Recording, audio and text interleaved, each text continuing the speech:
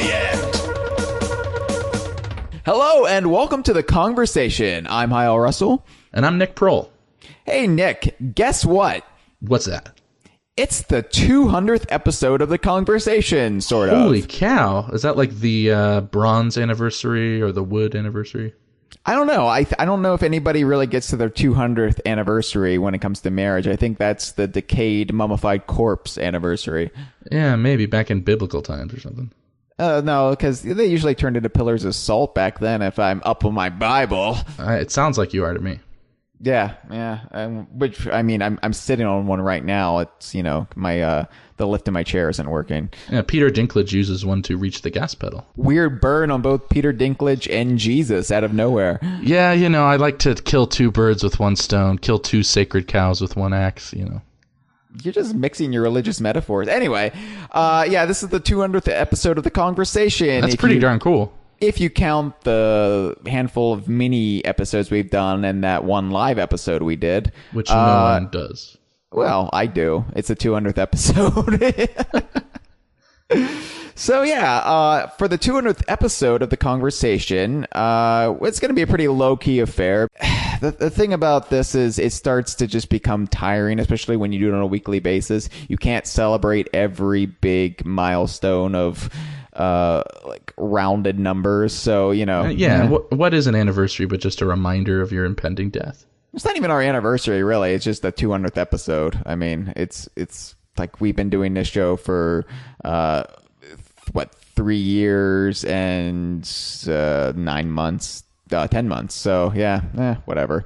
But 200th episode of the Kongversation, and this week we'll be discussing the 20th anniversary of the Nintendo 64. Yay! Yeah, because again, arbitrary anniversary. Chad was right. It's never going to end. It's always going to be some anniversary of something. But considering we gave Donkey Kong Land 2 a spotlight last week, I thought it was only fair to actually give a bit of a tribute to the thing that most people remember came out August 20th, 1996. Of course. Or September 20th, 1996. Exactly. See, you remember it. I remember, yeah. But first, we haven't done it in a little while, so let's do it. Doing it, I mean, due diligence. Drop a sick beat. No, I'm not going to be doing that. Okay. No, I'm sorry. I don't want to. I don't want to upset the police. I don't want to be shot without provocation. Oh, getting political already. Let's do this. It's the political season, man. Now's the time to get political. I don't want to hear, we got to keep politics out of your Donkey Kong discussion. Well, I'm sorry, but I'm a good citizen. I believe it's my... Wrong. No, I'm not. Wrong. I was just doing my best Trump there. You're doing a thing. I'm doing a thing. I'm doing a thing. All right, well, I two can play at this game, Nick. Jeez, you doing coke there? Actually, again, Afrin nasal spray, but yeah, I was doing a thing because my microphone isn't working, Nick. Yeah, exactly. It's all rigged. Nick, I've been meaning to tell you too. I crowned you Miss DK Vine earlier this year, but what an honor. Yeah, you need to lose some weight now. I'm sorry. I already did, so it's just going to be impending. I'm body shaming you now because that's what you do. Okay, due diligence.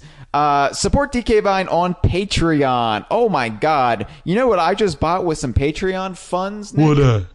An Elgato capture device. Ooh, the cat. You know what that means? You bought the cat capture device? It means Chad's not going to be the only one twitching really soon. Oh, shit, son. That's right. So I'm in my new digs, in my new crib, as they say, before they get shot by the police. And I am going to be starting my Twitch series very, very soon. And you know what that means? Donkey Kong 2. Pan. That's right.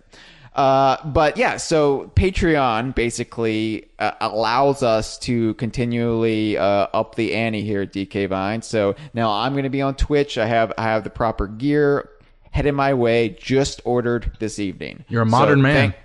Thank you to the patrons.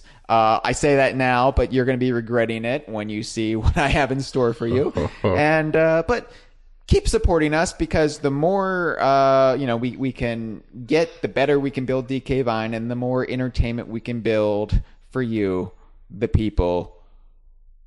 Please, won't you? Man, we're just so obsessed with Patreon, man. I know.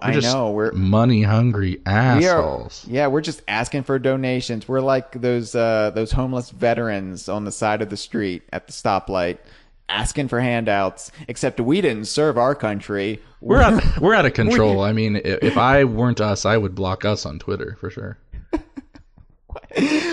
Anyway, but you also get lots of great rewards for backing us on Patreon. You get those stickers, annual stickers, by the way. So in February, I should point out, there's going to be a set of 4 new stickers, Series 2. And anybody who has been a patron and has already gotten the first series, don't worry.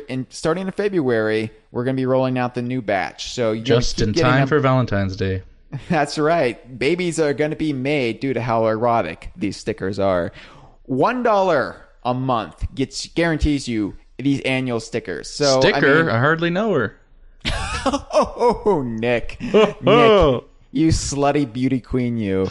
Stickers are just the bare minimum, though. $2 a month gets you into our Minecraft server where we can play with Chad and Cameron and Jeff. You get to play with them. Rob Butler. Rob Butler will take care of your butt in the Minecraft server. Oh God, not sorry, true. Rob not Butler. true. Not I'm true. sorry. No, he's a dear friend in real life. I mean, he will wait on you hand and foot because his last name comically sounds like a manservant. That's not his last name. You gave him that name. Oh, yeah. I remember the story. Because, when people call in, the audio quality usually isn't that great because it's shitty cell phone service.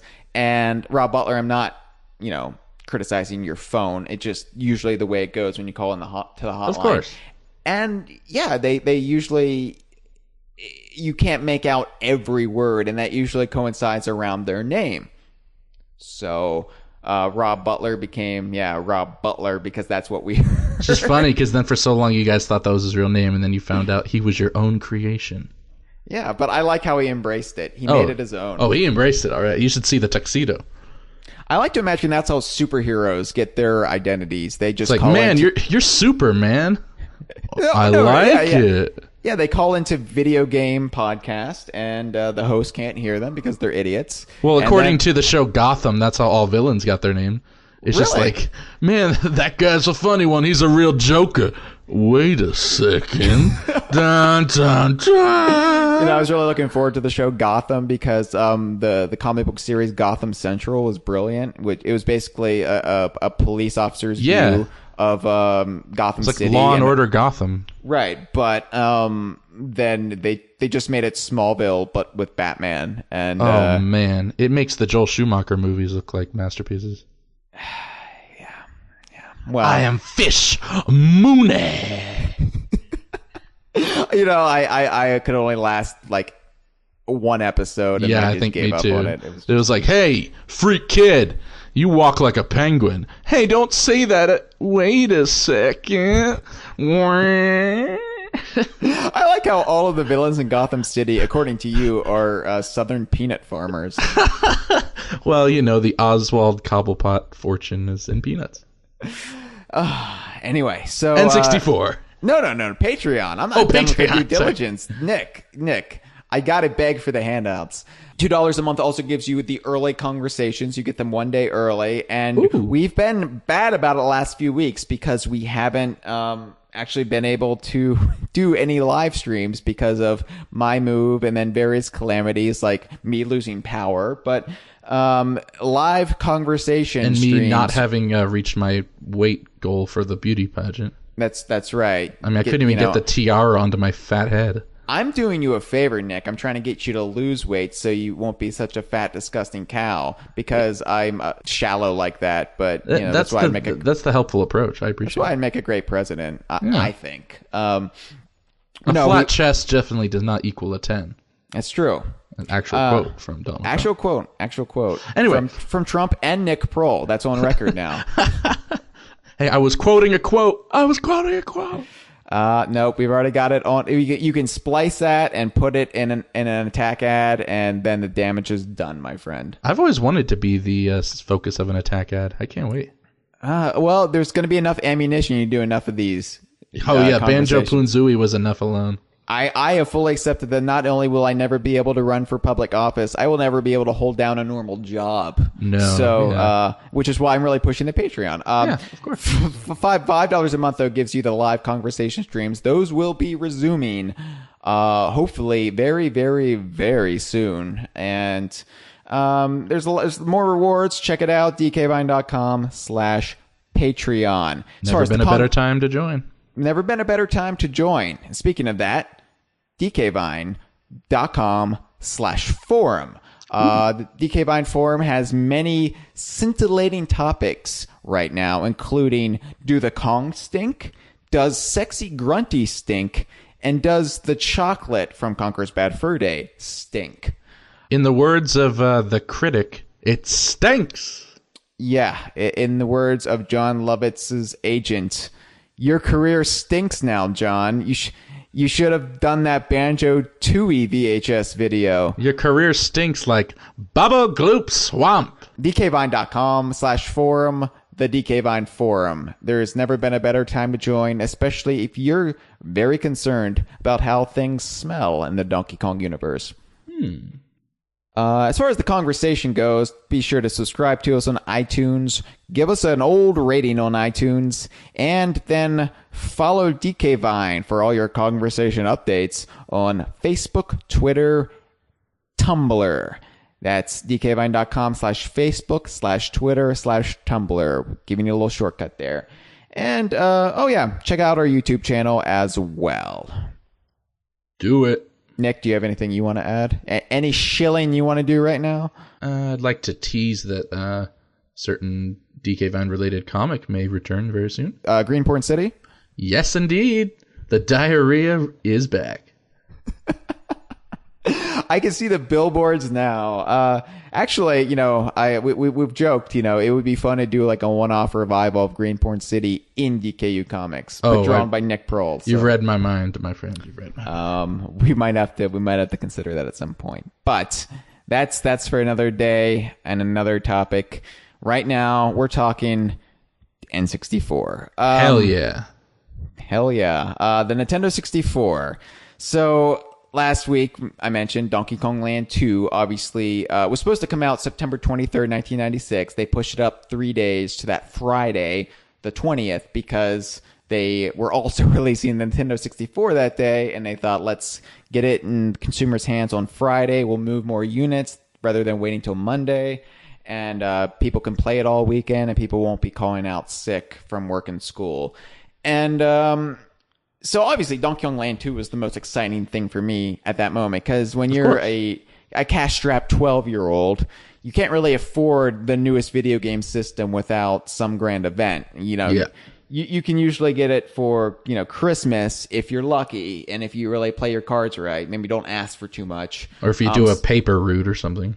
I got my Super Nintendo for my birthday, also the GameCube for my birthday, and I remember being very shocked over that. I got the N64 for Christmas, and I also was shocked because I opened Ocarina of Time first, and I was like, "Oh yeah, but sorry, Mom and Dad, I hate to say it, but I don't have the system to play this on." And they're like, "Oh, we're sorry, we'll return it tomorrow." And then the next present was the N64, and I was like, "You sly dogs!" I don't like cruel trickery like that during holiday festivities. I think they were trying to go for more of a positive surprise, but you could twist it that way too. See, for me, it just takes the excitement out of getting Ocarina of Time. It just deflates you, and then it makes you bitter towards the whole holiday season. I was bitter for like a 5-second interval before opening the next present, and then I got to re-enjoy Ocarina of Time. So see, I think bitter is just my natural state of being. So I don't need any extra bitterness added to it, or else it'll push me over to the edge, and then I'll become a holiday suicide statistic. Yeah. And I'm speaking as a 12-year-old here. Of course, the stress of being a 12-year-old is pretty heavy. So Well, I knew I wasn't going to ask for the Nintendo 64 for my birthday because I was asking for Donkey Kong Country 3 for my birthday because it was actually coming out the week of my birthday, and that's, I'd asked for Donkey Kong Country 2 for my birthday. Arguably better than the N64. Well, I mean, at the time, perhaps. At least from my perspective, when I was already hyper obsessed about Donkey Kong games, Rare's Donkey Kong games. And at the time, there was nothing really coming out for the Nintendo 64 that I had to have over Donkey Kong. But of course, I wanted a Nintendo 64. Oh, yeah. It was just, I knew I was going to have to earn it. Like when the NX comes out, I'm probably going to be buying Breath of the Wild, but not the NX, and I'll be like, I'll wait on that one. Yeah, we'll see what they announce for the NX. If Kevin Callahan is right and it's Diddy Kong Racing, then day one. Day one, yeah. Day zero, day -1, I'm going to break into the store and probably slit the clerks' throats who try to stop me. I'll demand that they Callahan it to me immediately. Dump their bodies in Minnesota where nobody will ever find them. Shallow grave. Under the floorboards where Kevin keeps his family. A man working in the game industry married with children made me do this.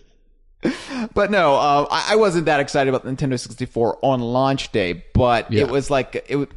As a Nintendo loyalist, as a 12-year-old Nintendo loyalist, it was going to be a shadow hanging over me until I got one. Well, a lot of systems kind of have to grow into themselves. Like, what were the launch titles for the N64? We're going to get to that, Nick. Oh, I'm just so excited. I'm like a kid on Christmas morning.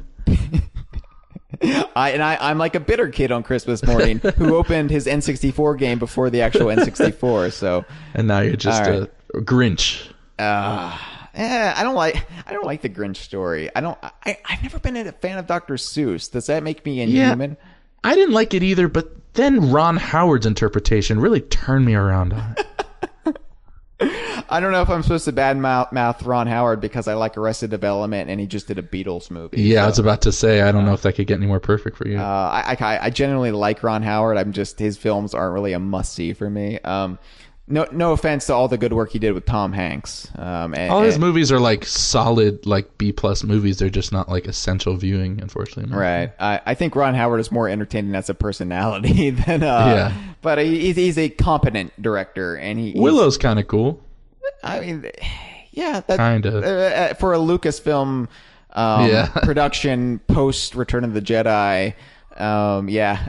Probably. I never saw Apollo 11 or 18, whatever it was. Apollo 13? 13, there we go. See, I didn't see it. Yeah, but it was also an historical event. It was? Yeah. Well, I mean, I guess, but JFK's current doings is all I'm concerned about right now. What? I'm just concerned about what JFK is doing these days, you know? I've got some bad news for you, Nick. What's that? I'll tell you later. I don't want to break your heart. Okay. I mean, I still don't get why the dead Kennedys are called that. I mean, it just doesn't make any sense. Well, there's enough of them. It doesn't have to be JFK. There's dead Kennedys out there? Okay, sorry. Let's move on. The bit has died. All right, yes. The bit was dead before we even got there. I think it was taken out by somebody on the grassy knoll. Yeah, it bit the bullet. Oh, you.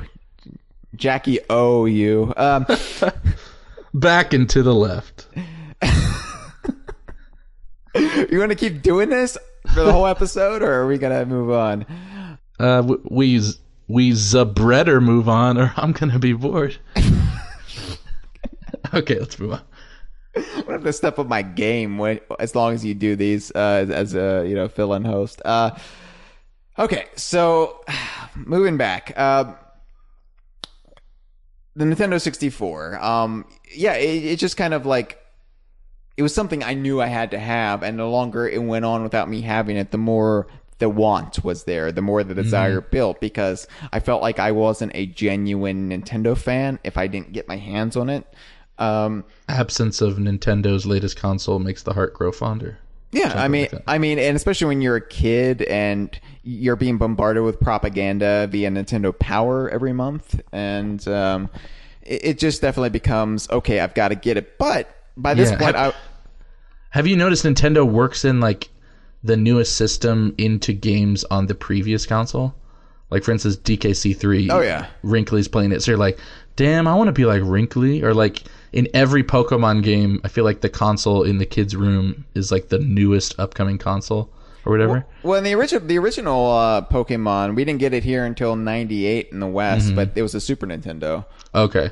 So, well, I remember one of them was like, you turned on the Wii U, and I was like, yeah, I really should get a Wii U. Like, it subliminally worked in my mind. Oh, I'm sorry. I was referencing Gen 1, and that makes me a disgrace among most Pokemon fans' eyes.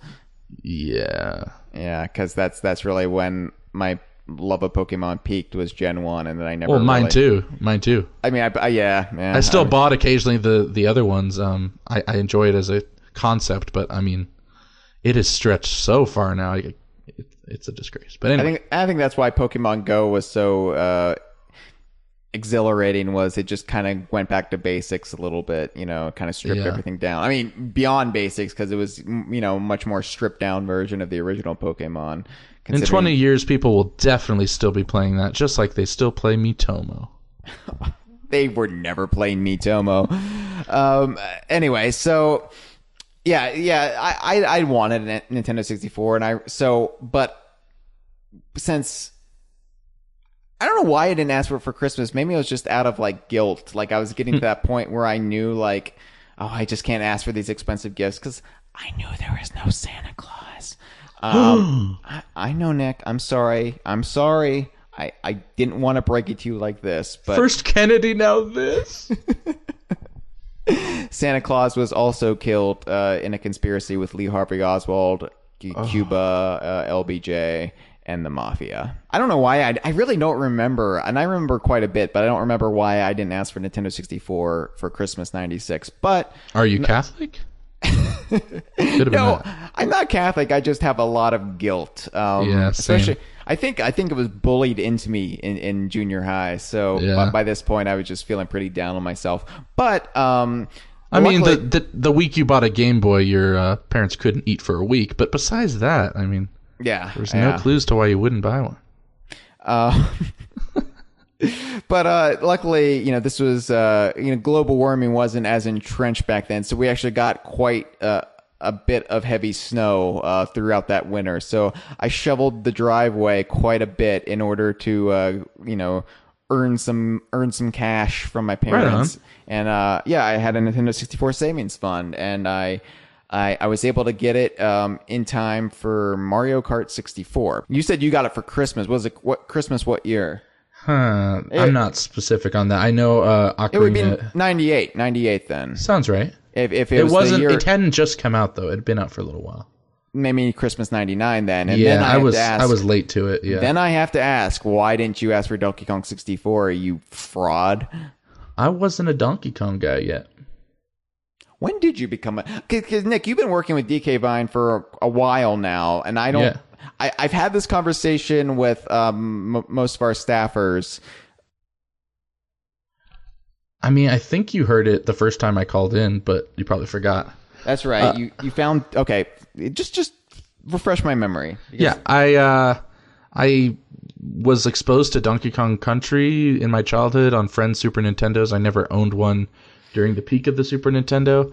I also was exposed to DK64 at a friend's house. My first Rare entrance was buying Banjo-Kazooie and loving it, and then pursuing their other games. Then I got Donkey Kong Land, realized that Country was all hyped up to be, and I looked up on the internet like enemy names because I was really into the enemies, and I was wondering if any other freaks out there were. And I found Greenporn City, and I was confused, and my parents explained sex to me, and now I'm here talking into a microphone about talking gorillas. That's funny. My parents explained sex to me the first time I played Donkey Kong Country, and he hopped on Rambi's back. Oh, not when he turned gray and hopped on his own back and raped himself? No, that's when I understood sex. I didn't need it explained to me after that. That's when it clicked. Anyway, and that's why I can't live anywhere near a playground or school. So that's my origin story. Yeah, I wasn't a Donkey Kong head yet. Okay, well, the thing is, I'm not going to hold it against you so long as you eventually found your way. Oh, yeah, I was a Ray space man at the time. See, I'm not one of those people who are like, you weren't always pure, you know, you weren't always 100% correct in your viewpoints. Like these people who hold politicians pass against them, and if they're like late coming to, say, gay rights or something. My thing is, no, you found your way. Yeah, you eventually. I found the road to Damascus, and a giant banana god shone down upon me, and I welcomed the banana bird into my open loins. Okay, I was going to say which banana god was it, because we've got the queen banana bird, we've got the banana fairy princess. Xananab was there too, watching like a little perv, and it was pretty cool. Yeah, he does look a little pervy. I think it's because he looks like he's hiding behind, like, underneath a massive sheet, and he's just like, tee-hee-hee, what's going on there? Yeah. We really need to see that character. We really need to see most Donkey Kong characters again. Yeah, I feel like that statement would apply to almost every single character. Yeah, the few who made it into the retro games notwithstanding, it's sad how ill used the massive supporting cast is. But anyway, let's go back, Nick. So I wasn't a Donkey Kong freak yet. I knew about Donkey Kong, but I didn't know about Rare's superior interpretation of Donkey Kong. So I didn't ask for 64. I don't even think I asked for anything. I remember my mom talking to some guy at the store, or telling me she talked to some guy at the store and saying, "Hey, what's a good N64 game?" He was like, "Oh, Ocarina of Time's pretty rad, man. There's a part where you shoot a uvula with a boomerang." And my mom told me that, and I was like, what the heck? I don't really understand human anatomy, and I thought you said the vulva. No. That's in Donkey Kong 64. Oh, not Ocarina of Time. Yeah. All right. That's what the expansion pack is for. It adds that extra. So, okay. The Nintendo 64, though, you got it probably 99. I got it early winter 97. Yeah, I remember being teased by the kids at school because I didn't have it.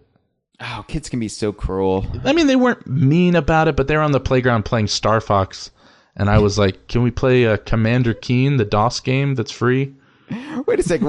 They were on the playground with their Nintendo 64s and televisions? No, it's called Imagination. Oh, okay. I was like, what extension cords were they using to get power to them? Yeah, they were running around, pretending they were flying, screaming future memes. You know, it was fun. Now that we've established when we got our N64s, let's go back into a little bit of the prehistory. This is not a spotlight episode of the Nintendo 64. No, what I wanted to do here was talk about the Nintendo 64 and try to get a handle on it, because it's Lord knows it was hard to get a handle on the controller. yeah we'll discuss how I've always held it wrong and how that infuriates Chad. The thing about the Nintendo 64 is it's remembered as a stone cold classic nowadays, but it's also pretty controversial when you actually look at it and what it did to Nintendo and what path it took Nintendo on. And I really want to explore, can we call the Nintendo 64 a success when it started the path that Nintendo took that led them to where they are today? And this isn't a Nintendo bashing fest, because this is a celebration of the Nintendo 64, a system we both love, that I would imagine the vast majority of our listening audience loves. What's weird is I was listening to a podcast recently, and they kind of started taking that stance on the 64 of like, where you get to a certain point and you just don't want to like anything anymore or something. They were like, yeah, looking back on it, like, it was kind of shit, wasn't it? And everyone was like laughing and agreeing, and I was like, really? Like, this is what you're saying? No. Yeah, it wasn't shit, but there's mitigating circumstances why it wasn't shit. It could have been shit, or at least it could have been overwhelmingly shit with some bright spots. I see where they're coming from. Those people tended to be more PlayStation fans, I guess. But and we're going to begin into the PlayStation, because that, I think, is an interesting discussion, and that we can bring interesting perspective to than most broader gaming journalists, because we have that very niche outlook. And look, we can't do the Nintendo 64 the definitive justice it deserves, because we are very niche in our interests. What we can do is I don't know if I'm niche in my interest, but I'm definitely biased as hell. I'd say that. Yeah, well, I am niche, and I am niche. I like quiche. Stacy Quiche was great in American History X. But yeah, your tastes are, you're almost like blatantly proud of, like, you know, you're very Donkey Kong focused and Rare focused, and Or not Rare focused, DKU focused. Well, Rare focused, I think that's fair to say. I mean, You fucking shill. But yeah, I mean, we're not going to be doing the N64, the complete history of it justice. Yeah. But I wanted to kind of touch upon certain avenues of discussion that intersect with my interest and your interest, while also trying to get to the heart of the matter of, is the N64 a success or not? Spoiler, yes. Or no. Is it? Or is it? Yeah. Yeah, we'll get there. First of all, I want to talk about when we first learned about the Nintendo 64. Mm-hmm. And for me, I don't know about you. You're a bit younger than I am, Nick. And I have to say that to all of the Kongversation hosts we have on. And all your dates, too. Oh, wait, you're married now. Can't use that joke. She is younger than me, though. Oh. She is an infant. And you are a diaper fetishist. Let's take it down this road, shall we? All right, back to what we were saying. Why don't we go back down this other road? Yeah, that might be better. All right. So the Nintendo 64, I first learned about it via Nintendo Power, obviously. I believe, it was in 1995. I want to say I first really learned about it through the Donkey Kong Country 2 issue of Nintendo Power. Yes. The first one I got as a subscriber in December 95. Cool. I wasn't subscribed then, but I've seen that issue. It's awesome. Yeah. And they did I think a feature on the Nintendo 64 then. Only it wasn't called the Nintendo 64 here in the West at that point. It was called the Nintendo Ultra 64. I thought it was called the Porpoise. That was the GameCube. Yeah. It would be nice if they stuck with aquatic mammals for all their systems. But yeah, the Ultra 64. What was that all about? The Nintendo Ultra 64. So I really don't know the reasoning behind this. I think it's because Nintendo of America and some of the other Western affiliates were really big Ultraman fans. Shawatch. Can you make an X-Files reference, please? They were ultra big Lone Gunman fans. There we go. I can work with that. So, like the Lone Gunman trying to prevent a plane from crashing into the World Trade Center, they saw the Nintendo 64 name and they thought it wouldn't really translate to anything here in the West. So they tried to grab hold of the controls of the plane and fly it above the World Trade Center. But the controls of the plane were oddly shaped with 3 handles. No, I think because Nintendo 64, I mean, the whole 64-bit thing, I think they thought people in America were stupid. Yeah, Mario Brothers 2 is like, it's too hard for them, don't release it. Yeah. I think there's a little bit of that. And I think because, tech specs weren't really a thing to middle America at that point. The hardcore people knew the Super Nintendo was 16-bit, but... If you called somebody a 2-bit punk, they wouldn't think video games. Right. So I think their thinking was... Japan was adamant that, 64 is in the name, but they were thinking, no, we need a natural progression from Super Nintendo because we have the Nintendo Entertainment System, we have the Super Nintendo Entertainment System, we need Ultra Nintendo. The OCD in me kind of would have liked a little bit. I have fully copped in the past to preferring the Nintendo Ultra 64 name because I am an ugly American and I think it's a much more kick-ass name, especially the 90s kid in me who loves things extreme, who loves drinking Mountain Dew. And has a whole website about canceled games and the Virtual Boy. You're a rebel. Yeah, absolutely. I'm at the X Games every year on my snowboard.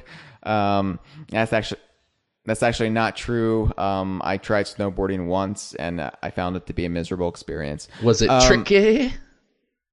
No, there were no dinosaurs there at all. Oh, okay. Vastly disappointed me. Yeah, the Nintendo Ultra 64, and the logo itself was so dynamic. It was gray and purple, and it looks like the Ultra 64 one with the circle.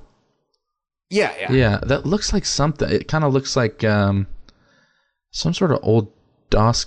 Zoomed out, it looks like the Quake logo or something. I mean, it's a very 90s logo, and between Ultra, you have these hash marks or dashes. Yeah. It makes it look like Ultra, stands for something, but it doesn't. It's like the Ultima games had titles like that. Yeah. Yeah, but Nintendo Ultra 64, and that was also made famous in the Killer Instinct arcade machine because they promised Killer Instinct would be coming in 1995 on the Nintendo Ultra 64. A machine of lies. Obviously, the Nintendo 64 was delayed, and we didn't get it till 96. But Killer Instinct, that was a launch title, right? Killer Instinct Gold was a launch title. That's what I mean. Yeah. They because they promised it in 95, they had to release it on the Super Nintendo. And it was an inferior version. They released essentially a watered down remake of Killer Instinct 2 as Killer Instinct Gold. To put it kindly. Which is now in rare replay, by the way. Yeah, and it's fun if you don't have but the Xbox Live arcade version of 2 is perfect. Oh yeah, the arcade games which are available on Xbox Live are vastly superior. Yeah, but, and KI2 gets shat on a lot as not. Oh man, it's amazing. I just like the Killer Instinct Gold is readily available now. I wish they could find a way to get the Super Nintendo version, which is the version I'm most familiar with because that's the one I had. And I have that black cartridge. The Game Boy version of Killer Instinct 2. That was the first one I played, actually. I didn't grow up playing Killer. That was all I had. Just like how I started with Donkey Kong Land, I started with the Killer Instinct Game Boy. I've never played the Game Boy Killer Instinct. I mean, when it's all you have, you love it, but it ain't good. I had the Game Boy Mortal Kombat. That was I had the Game Gear Mortal Kombat. See, the Game Boy Mortal Kombat had Kano in it. The Game Gear Mortal Kombat had Johnny Cage, but they weren't on both versions. I like Johnny Cage, but that's just because the Mortal Kombat movie from the 90s, he was a funny man in that, and I unabashedly love that movie. It's great. I mean, compare it to the other video game movies coming out today, and it's a masterpiece. But it's a guilty pleasure movie, but it's fun. It doesn't take itself too seriously, and it's got this great like old kung fu movie vibe, and it's. But the sequel, even better. So anyway, Nintendo Ultra 64 is how we knew it up until spring of 96 when Nintendo of Japan kind of put their foot down. And I think this is one of the first instances of them really kind of reining in Nintendo of America and saying, no, we are going to do what we say.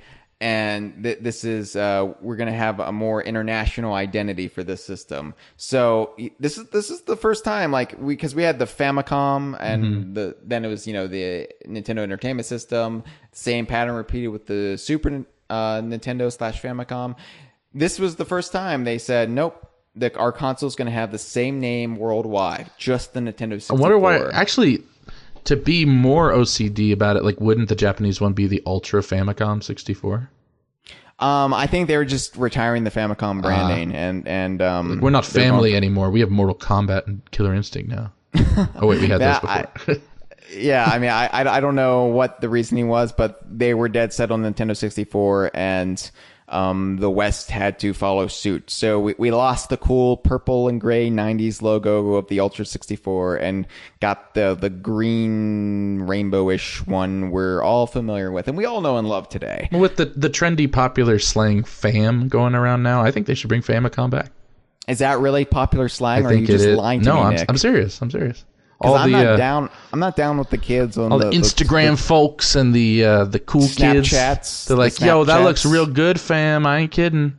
And so Famicom, yeah, that's my bae. This is why I'm glad I built my own internet bubble that is DK Vine, so I can trust me, I'm in the bubble too, but I look outwards and spit regularly at the outside world.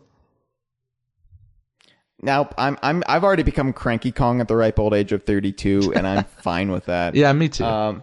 You're gonna take my 7 paragraphs worth of Facebook post every day, and you're gonna shove them down your throat. I love Instagram, Snapchatting youngsters. Facebook was not meant to show pictures of your food and to vaguely reach out for help. It was meant to write lengthy essays on Queen Banana Bird. You're goddamn right. The Nintendo 64, let's talk briefly about just the design of the console, because that's the kind of person that I am. Me too. And it might be nice if we had Cam on here. He loves design. He does, but he's not here. And maybe he'll do a Tumblr special about it. At least you're an artist and you understand aesthetic better than I do. I don't know about that. But Yeah, well, the thing that struck me about the Nintendo 64, especially judging them off the American systems, the NES and SNES, this is a lot sexier than the other ones. Oh yeah, it's more angular. It's not just blocky. Like the Nintendo Entertainment System is just the American version is just infamously ugly. It looks like I think by design they made it look like a VCR kind of. Yeah, and it yellows over time. Yeah. So do DK bongos, oddly enough. Huh. Mine have the tops of them. Yeah. I don't know if mine have. I haven't touched them in a while. That's probably for the best. Yeah. You don't want to. They are proudly displayed, but I ain't touching those things.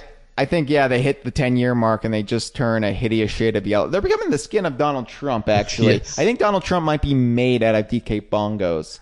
It's an interesting. Probably got a skin graft. Of all the conspiracies, that sounds the most likely. Yeah, I want to see. This is why he needs to release his full medical records, and he needs to stop going to his the quack doctor. I want to know if he's made out of DK bongo tops. You're a regular Oliver Stone. You back on the JFK thing? Your way. No, but the design of the N64, I will say. The SYST console box itself looks great. I always wondered the little feet on the side of the front. Why? Couldn't they not be there and it just look kind of like a square? I don't know if were the feet there for things like the 64DD that you would add to it that no one had. No one here in America except one guy found a version that Nintendo had. But like for instance, if you look at like the Hey You Pikachu model I'm looking at on Google, it's just the N64 but without the feet. So I don't know. I don't have my N64 with me right now, so I can't really examine it to be sure. But I know. Well, Google's your friend. Yeah. I know it was supposed to, you're supposed to slide the 64DD underneath it and kind of stack it. Kind of like the 32X on the Genesis. Oh, yeah. Nintendo 64 was going to, well, we're going to get into the 64DD here. So I don't want to table discussion on that for the moment. But yeah, this was just a lot more, ergonomic? Striking. Yeah. It wasn't just this, function over form. It was a nice balance of the two. I will say this, going back to playing my favorite games on it, I despise using the controller, but I didn't mind it at the time, and also just in principle, it's sort of avant-garde, the whole thing, and sort of totally what I'm all about. I just think Nintendo's great at like doing experimental stuff. It just doesn't always work exactly how you want it to, I would say they kind of bat 60-40 in favor of it not working, but that 40% of the time it does work. And even when it doesn't work, you're kind of sitting there going like, well, I still am sticking around to see what they try next time. It's not like you give up on them.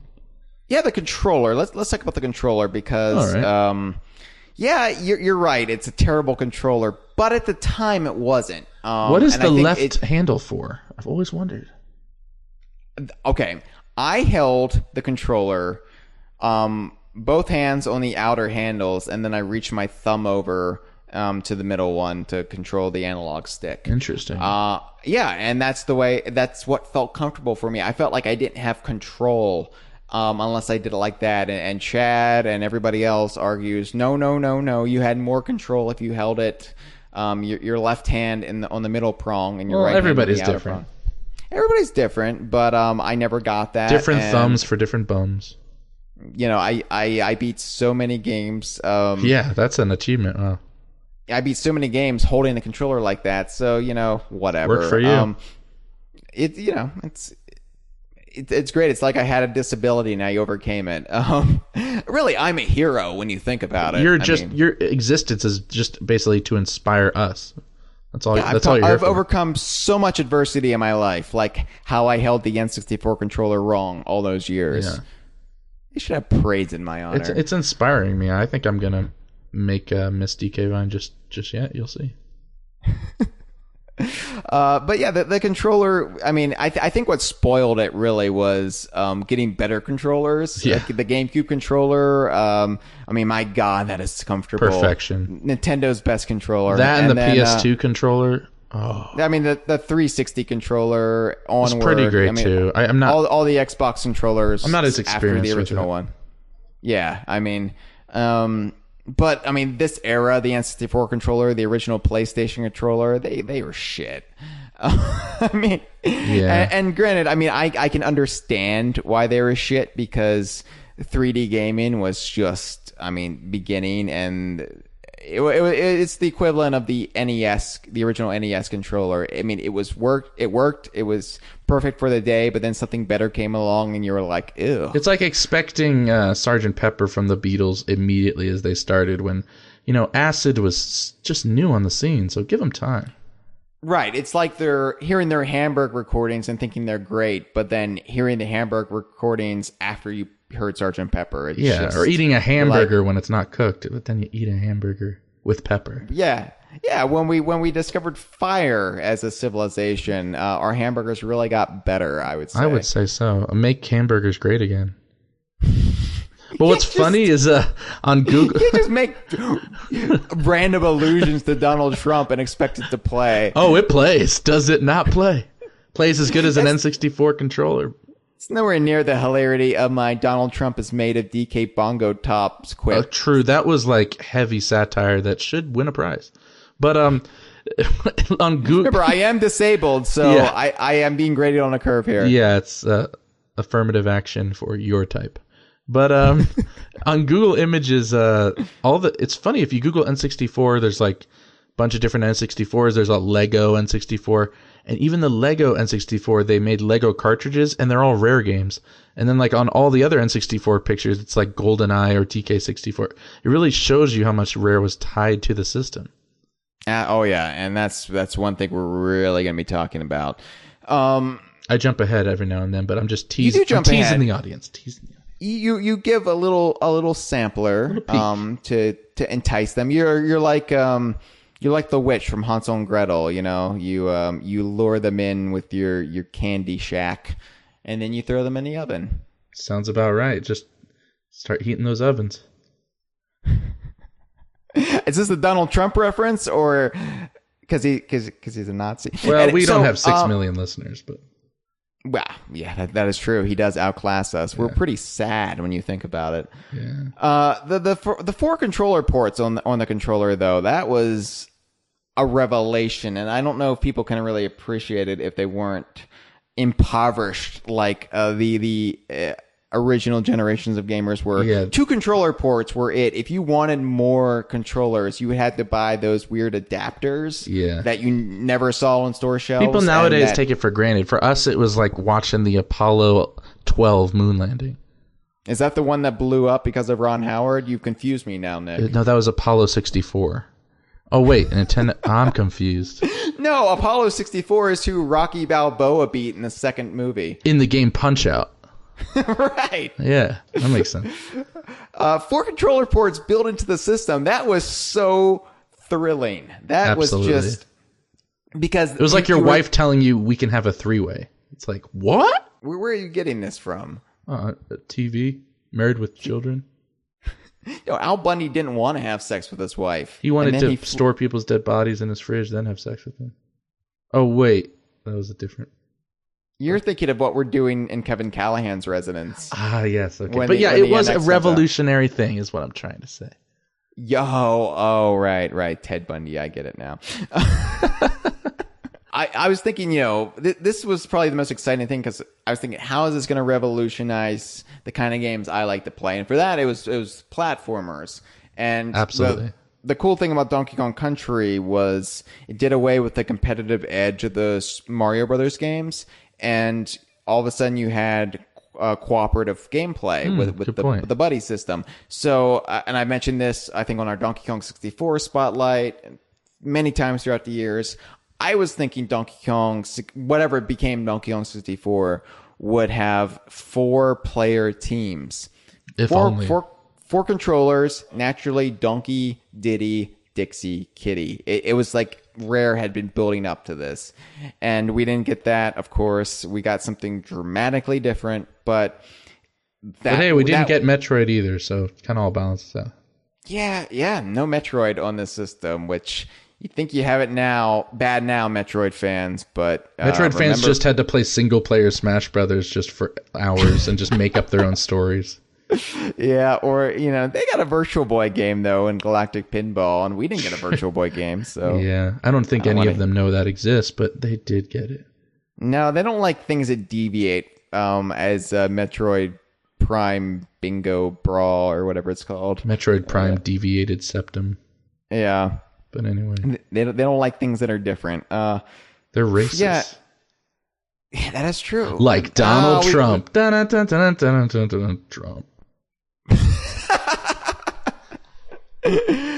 Yeah, anyway. I was really excited about the 4 controller ports, especially if, it pertained at all to Donkey Kong, which it did But not. hey, some games utilized it well. Let's mention those. Well, we will when we talk about those games. Son of a... But, a system that played 3D games, entering this whole new dimension. Really, Nick, when you look at it, was the Nintendo 64, at least for Nintendo fans, in this age we're in, right before, we're pretty much taking a leap into virtual reality, was this the last radical leap we've made as gamers? For the type of gaming, if I want to use that as a verb, that I enjoy, yeah, possibly. The Wii was a huge thing, though. It meant nothing to me in any way, but it was a huge thing. So, and you're right. Like motion controls. The thing is, I feel like that's an evolutionary dead end. I feel like it was this weird back road that we took. I'm a lot of road analogies this week. I don't know, but it was a back road we took as gamers, and then we've kind of gone back to the main road. The Kinect has kind of fizzled. The Wii U was in no way a success that carried on, the huge financial windfall. The Wii U's kind of Nintendo's Dreamcast. I don't know. It's going to be a cult hero in a couple of years, I'm sure. Maybe the NX will be their Dreamcast. Hopefully not. I mean, I want to see Nintendo continually making systems, but... and I love Dreamcast. It's just, we all know how it turned out. Yeah. But I think motion controls were just kind of something we all thought was going to be the future of gaming. Well, I didn't think it. I was shocked that the Wii was as successful as it was. But I think about it. It's called the Wii... and it's motion controls. The fact that was a success, like, what the hell? That makes no sense. But whereas 3D gaming has stuck around, maybe not in things like platformers so much, but in general, in the games most people play, it is, full range of motion. And so that was a leap that kind of persisted. Like, it was a leap we never jumped down from. It was a leap, but the N64 was a double jump. There you go. It was a wall jump. But motion gaming we've kind of just backed away from, and now we're just I think that was just... Well, might be coming back in a way with VR. I mean... Well, but yeah, it was again, a road that we thought we were supposed to take, and then we got back on the main road, but virtual reality is the road we're supposed to be taking. You in this road, what are you, Cormac McCarthy? You know what? I just like Viggo Mortensen in desolate apocalyptic settings. I like him naked in showers, bloody, stabbing Russian men. Yeah, that was my favorite part of Lord of the Rings, too. Yeah. VR is clearly the future, and I mean... To be fair, we've kind of known that since the early 90s. It was just, it took us a long time to actually make it possible. Mm-hmm. And, VR Troopers started it all, and then we just kind of got the ball rolling. Nick, I'm trying to talk about the N64. You keep trying to throw me with these tangents. Sorry, dude. Yeah, don't talk about VR Troopers. Talk about Big Bad Beetleborgs. You know what I like. What was that guy, the Jay Leno ghost name? I thought he was Elvis. I don't know. It was like Flabbergast or Flabbergast or Flabber or Flapper or... Boo! You hear about this? Boo! You hear about this? yeah, funny thing happened to me while jaywalking. I got hit by a car, and now I'm a ghost. Stay tuned for Conan. with this show, there's like a straight man and a funny man, or I could either approach this as comedy, or I'm just going to shut up and let you talk about the game system. Yeah, the thing is, I have to be the straight man when you're with me, and I'm ill-suited for that. Let's switch. I'll be the straight man. Oh, but then I have to be funny, and that's really draining. Yeah. How about we just both be the straight man, and neither one of us Two straight men doing it in a room, that's not very straight at all. Oh, that wasn't very straight man of me to say. Okay, anyway. You're terrible at this, Nick. You're terrible. You're terrible being a straight man. You're a very funny guy, though. What with your references to JFK assassination and NASA calamities. You haven't made any Challenger jokes, though, so I That's applaud in you. bad taste. Well, we wouldn't want to be in bad taste here on the Kongversation. Peter Jackson might want to be in bad taste, but he already was. Yeah, but my point is, though, as Nintendo fans, I feel like this is the last radical leap we've really made that's stuck. Mm-hmm. And you could argue all you want about the Wii, but I feel like I don't know. Maybe I'm wrong here. Maybe this is just my impression of it, but I don't feel like we're ever going to have the leap we had from Super Nintendo to Nintendo 64. Because it was mind-blowing. I mean, it was... Super Mario 64 was a game, I was, more excited about Donkey Kong Country 3, but I will admit, I saw Super Mario 64, the in-store demo, at I think at Toys R Us is when I first saw it, and I wasn't impressed by any of the screenshots I'd seen up to this point, but I saw the game in motion, and it blew me away. And I don't feel like I've gotten that from a game since then, like from a new console. Okay, and this is not a goofy, funny man tangent. Would you say that feeling when you saw that, would you compare it to like black and white film to color or silent film to sound? Probably black and white to color. That's pretty big. It's the same same thing. It's just a different presentation that kind of blows your mind, I guess. Yeah. And I mean, I guess VR might do that, but even then, maybe I'm just old, and maybe it's just becoming part of getting old and more jaded, and you've seen it all, and whatever.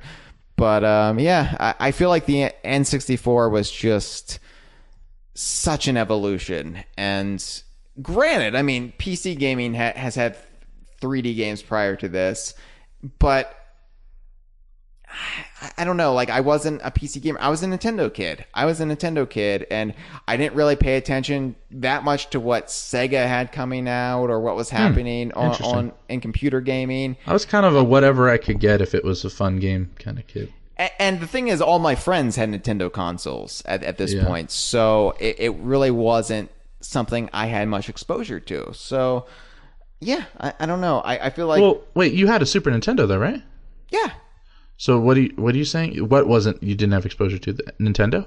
Other console, systems. Sega, I get what you're saying. Yeah. I had a friend who had a Genesis, but by this point, 96, I didn't have any Sega owning friends. Yeah. And I didn't. Nope. I mean, I was 12, and not too many people that age were computer gamers, unless it was the Oregon Trail. All your Sega fans sadly died in blast processing accidents. Yeah. So yeah, it was just mind reeling. It was. I mean, I'll never forget the feeling of seeing Mario running around in circles. That's awesome. Yeah. I talk shit about Super Mario 64 partly in jest, but yeah, that game was just fucking something else. And it's like making fun of Citizen Kane or the Beatles. It's like no duh, but it's an easy target. Well, I mean, nobody better make fun of the Beatles in my proximity. Ringo's okay, but lay off the others. You can't be bothered with him, but the others. Real quick, before we start getting into the games, I almost got into the Super Mario 64 there. But how dare you jump ahead, Hyle? How dare you? I know. I have no restraint. You suck at this. One of the enticing things about the Nintendo 64 that didn't really pan out, but it was something I was pumped for, was the promise that the Nintendo 64 would only get better, and that Nintendo, they billed it at the time as, well, we won't really even have to have another system because we're going to continually add things to make the Nintendo 64 more powerful. They said that? Yeah. Well, yeah, basically. And they said, oh, yeah, it could be, many years before we even have to come out with a new console. That's like saying, take good care of your VHS player because in 2025, you're going to need it. It's like not really looking ahead very much. VHS did stick around for a hell of a long time. True, I mean, like, you got to be forward thinking, Nintendo. Like, well, I think they were forward thinking. They were just wanting to promote their current thing. Yeah, this was just bullshit to win over the gullible masses and the 12-year-olds who were just like frothing at the mouth. It's like, this is the peak. This is where video games stop. The Nintendo 64. Well, and also the idea to the rubes, and I was one, that this system is impressive now, but wait till you see what we add to it, and it's only going to look better. What if they had plans to like add the expansion pack and then the 64 DD, and then it's just this tower of add-ons? Like everybody's in living room, they have like a leaning, so funny leaning tower of Nintendo. Sega already proved that was a faulty business model. Yeah, with the Genesis and all of its myriad of add-ons. But as a Nintendo kid, again, I wasn't really exposed to that madness. And so obviously the expansion pack was something we got, and we got it when we did, thanks to the bug in Donkey Kong 64 that would only be fixed. Here's the second bug, the bug that crashed the game that required the expansion pack to make the game run, and that's the whole reason, of course, the expansion pack was packaged inside Donkey Kong 64. But yeah, they talked about the expansion pack and how it would add so much more horsepower to the Nintendo 64. So like, oh, that's so cool. And I remember kind of opening up the expansion pack slot in my Nintendo 64, years before the expansion pack came out, and just fantasizing about the day I'd be able to slide it in. Lads? And I did slide it in numerous times.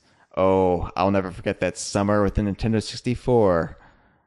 Should have called it the Nintendo 69 then. Summer of Love. Innuendo. Great straight man.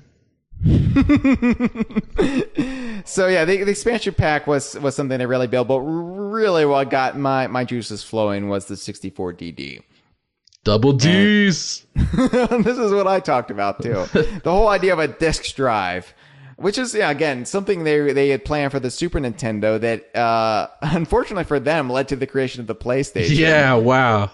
But they're going to try it again. And they created their own worst enemy. Yeah, they did. They created the, not even their enemy anymore. PlayStation and Sony have so far surpassed them. Yeah. I mean, it's like how you created Rob Butler, but like even worse. Yeah, in a couple years, Rob Butler is going to be running an even more successful Donkey Kong Universe website, and we're going to be just coming out with shitty gimmicks trying to catch up. Yeah, it's the future. We're forward thinking. We see how our future is going to be met with doom, thanks to Rob Butler. Yeah.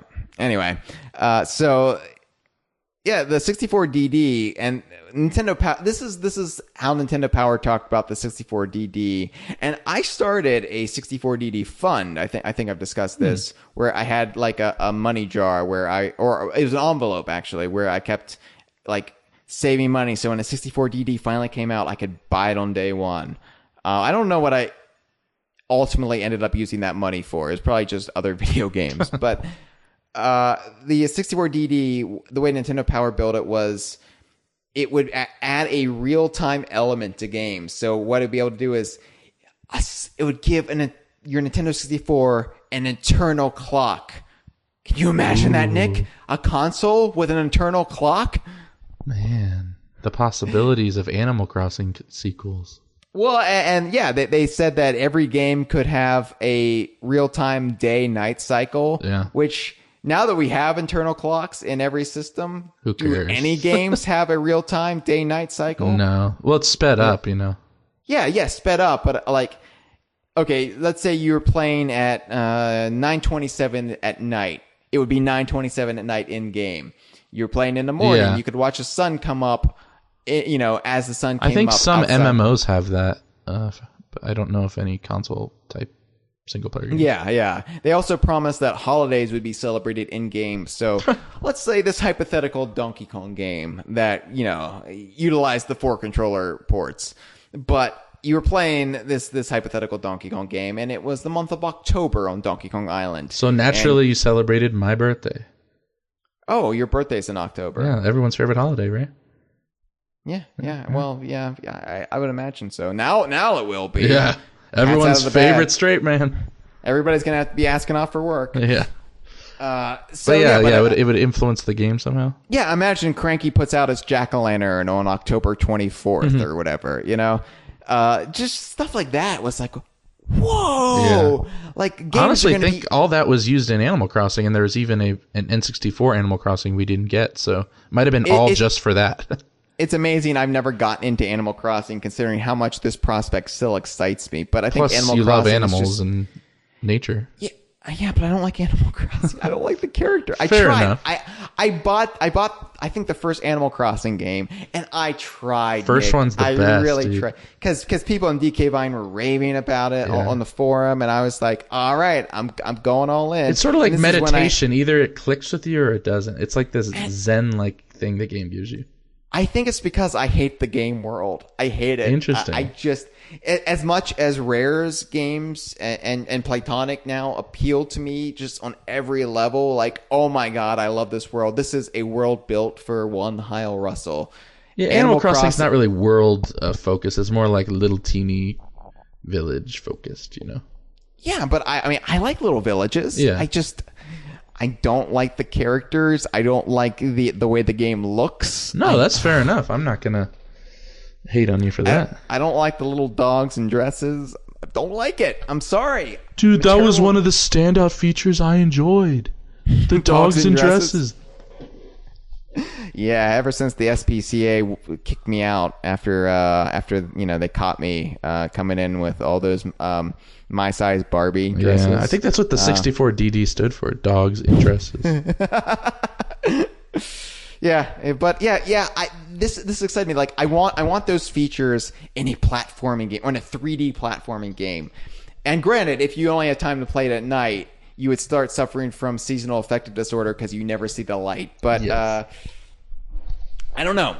It excites me, and I still want to see it. So if any of you out there, any of you game developers, it would be fun to kind of mix the genres. I want Animal Crossing, but it's a fun game. I'm sorry. No, it's fair enough. I'm sorry. I know people listening to this love Animal Crossing, and I would never besmirch a game series people are fanatical about. Well, I loved Animal Crossing. I can't vouch for where it's going right now. But I'm not saying it's a bad series. I'm not saying it's a bad game or series of games. I'm just saying it's not for me. Yeah, some things just don't click. Yeah, I'm not. Yeah, don't hold it against me. All right, this isn't Nintendo bias. This isn't Hyle being a weirdo because he only likes this weird subset of games. No, you tried it. You were fair about it. Yeah. All right. Well, anyway, that being said, I was really excited about 64DD, and honestly, like, I'm still kind of upset we didn't get the Mario Artist series, because that was 4 games they released in Japan. Because the 64DD came out in Japan, it was just a massive flop, so they never even tried it in the West. Mm-hmm. And Rare was working on 64DD games. The rumors stated that Donkey Kong 64 was going to be in development for the 64DD. So, yeah, what are you going to do? The Mario Artist series came out for the 64DD, which was the successor, the sequel to Mario Paint. Oh, man, I wish we had gotten those.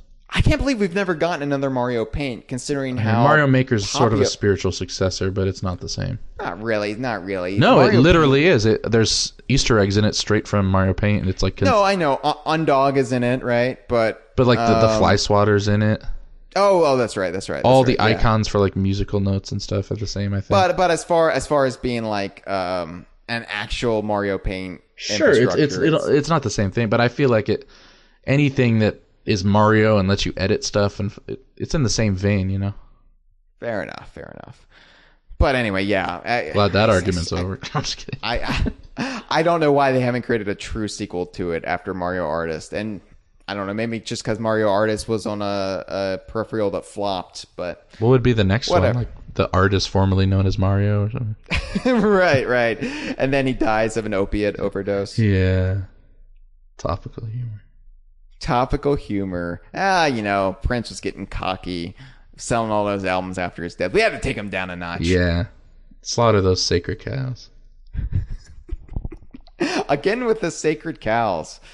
Oh, I'm just trying to plug my band, The Sacred Cows, any chance I get. That's offensive to Hindus. Oh, well. And we wouldn't want to offend religions on the conversation. No, God forbid. This Bible's really riding up my ass. So let's talk about some of the games for the Nintendo 64. And we're not going to be talking about every single game on the Nintendo 64, but I wanted to talk about the games that have... Given the amount that were released, we're probably talking about 50% of them. I want to talk about the games that have stood the test of time and the games that still mean something to us. And then we're going to wrap all this nonsense up by talking about if the Nintendo 64 can be considered a success or if it was the end of Nintendo's reign as king of video games. And it was, but we'll get into that because it's a real interesting paradox that we're not going to answer, but it's going to be a spirited, lively discussion, I hope. It's going to be like Lost, like no real answers, but you'll enjoy the journey. Lost answered everything, Nick. Lost answered everything. The only thing that didn't answer was who was on the other end of the Outrigger shootout in Season 5 when Sawyer, Locke, and Juliet were traveling through time. I will punch you in the face, you obese beauty queen. Hey, I own it. You own it? Yeah, I own it. You own Lost on Blu-ray or DVD, or you own your mistake? I own being an obese beauty queen. Oh, okay. Well, you really should get all 6 seasons of Lost. It's actually on Netflix. Just watch them and come back to me and say they don't answer everything. You're a smart guy, Nick. I was kidding to get you mad because I know that's one of your pet peeves. All right, fair enough. I still need to do those Oops All Tangent episodes where Chad and I just review Lost. I really think we're on. Apparently, I got mistaken and thought this episode was an Oops All Tangent. To be fair, yeah. We're like Nintendo, 60-40, 60% tangents, 40% topical discussion. Yeah. Well, let's start with Super Mario 64. I've already broached the topic. Why not? Chad glorified tech demo. Yeah, and Chad and on. I infamously always called it a glorified tech demo. That's a bit harsh, and that's only after we got Banjo-Kazooie. But the world needed a glorified tech demo. It's not a bad thing. Super Mario 64 showed off what the Nintendo 64 could do. I mean, without a doubt, it taught gamers how 3D platforming would work. And yeah, I mean, I loved it. I mean, I beat it. I got all the stars, got up to the roof of the castle, and I think my bitter disappointment from getting up on the roof of the castle kind of overshadowed my appreciation for the rest of the game. But I mean, it's an all-time classic. It's not as good as Banjo-Kazooie, but Banjo-Kazooie used it as the archetype. So without Super Mario 64, I think it's fair to say we wouldn't have gotten Banjo-Kazooie in its final form. I mean, the Banjo-Kazooie team was struggling. We saw, the evolution from Dream to the early version of Banjo-Kazooie that was kind of 2.5D, and they eventually just said, fuck it, let's just make Super Mario 64, but better.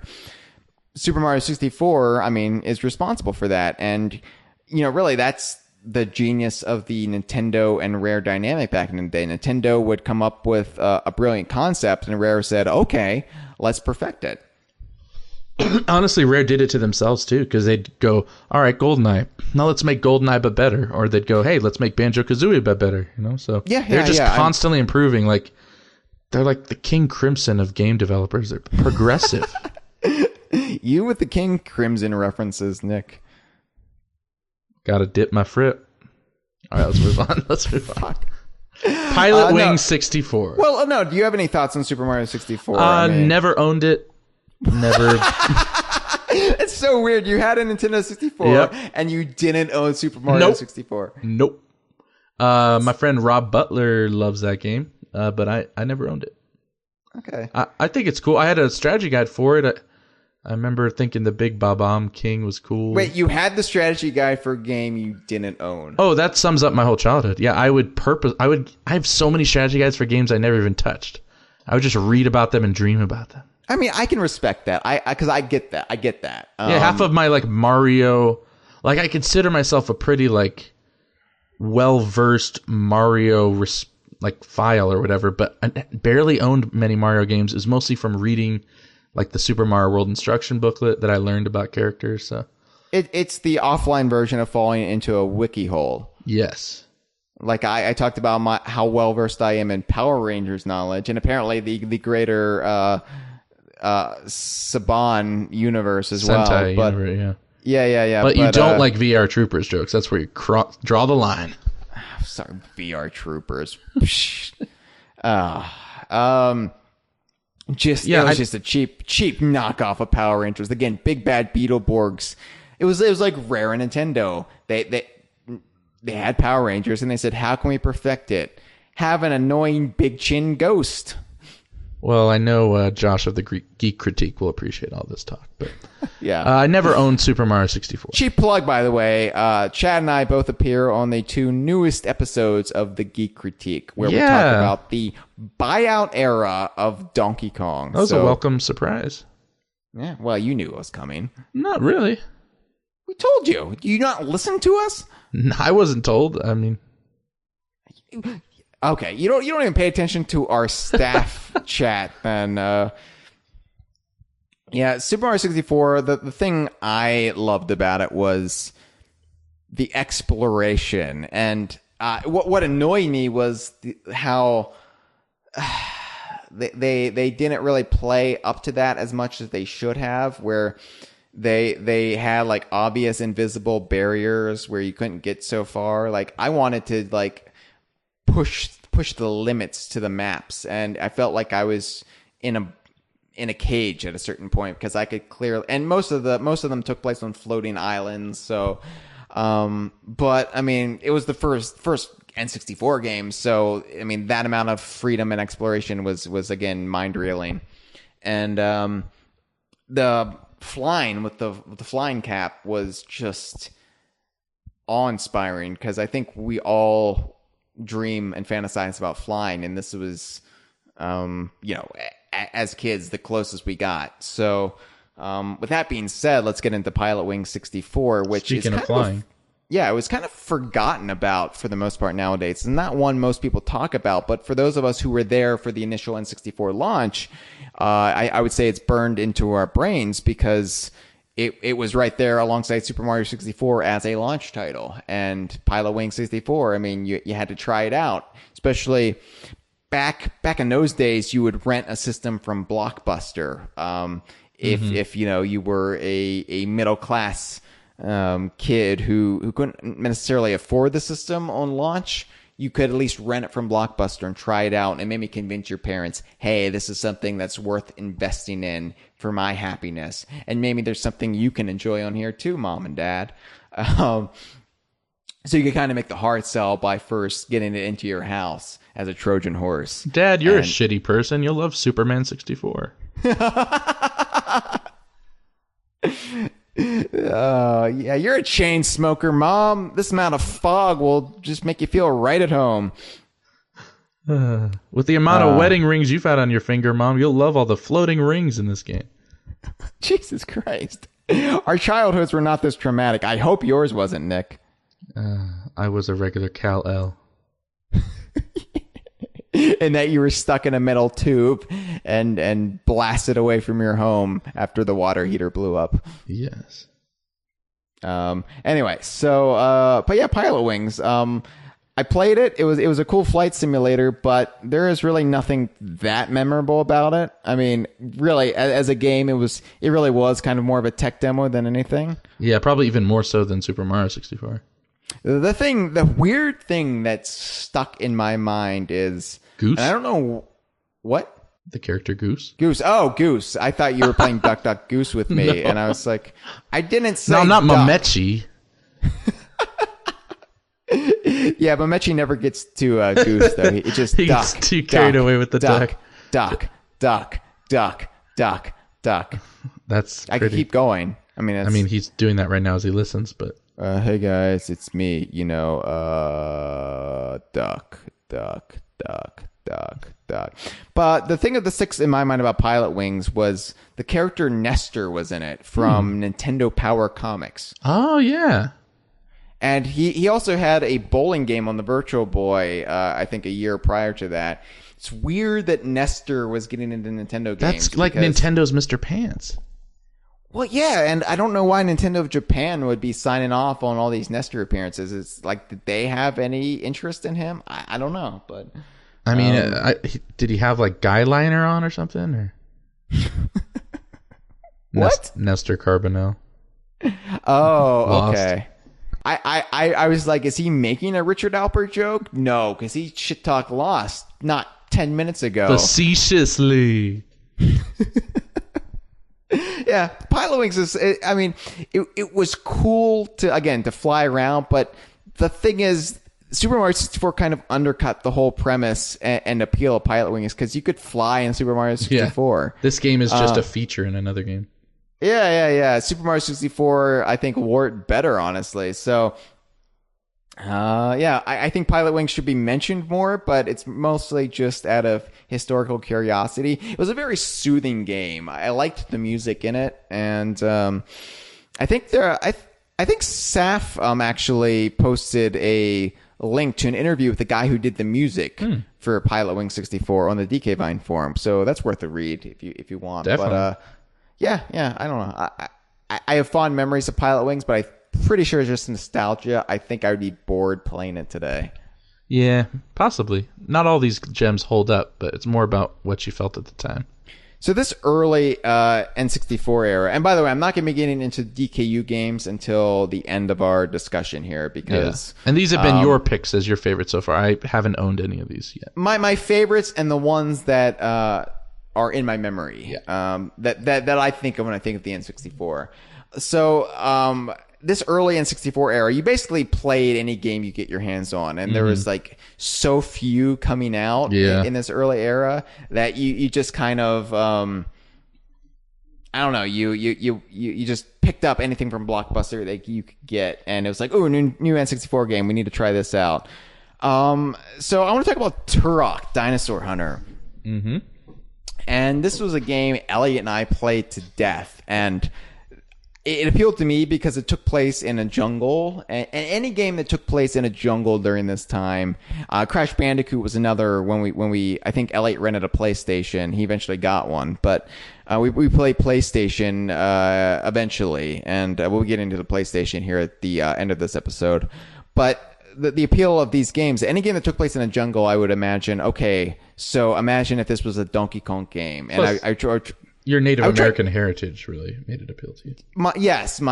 They call Donald Trump calls me Pocahontas. Yes. Whenever he disparages me on Twitter, but yeah, so I would just kind of imagine what an eventual Donkey Kong game on the N64 would be, and so Turok, took place in a tropical jungle. So, but it was a little bit different than Donkey Kong in that it was a hyper violent game where you blasted people away, and it was also, I think, the most infamous game when it comes to the N64's fog effects.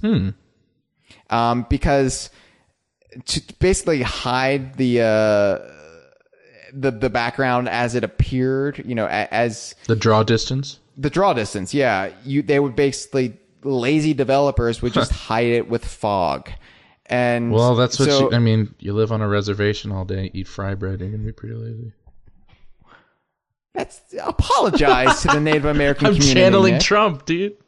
You are channeling Trump, but I don't think we should channel. There's enough Donald Trump in the media. There's enough Trump everywhere you go that I think we need to be the anti-Trump a little bit as well. I take back the pox-laden blanket. I'm sorry.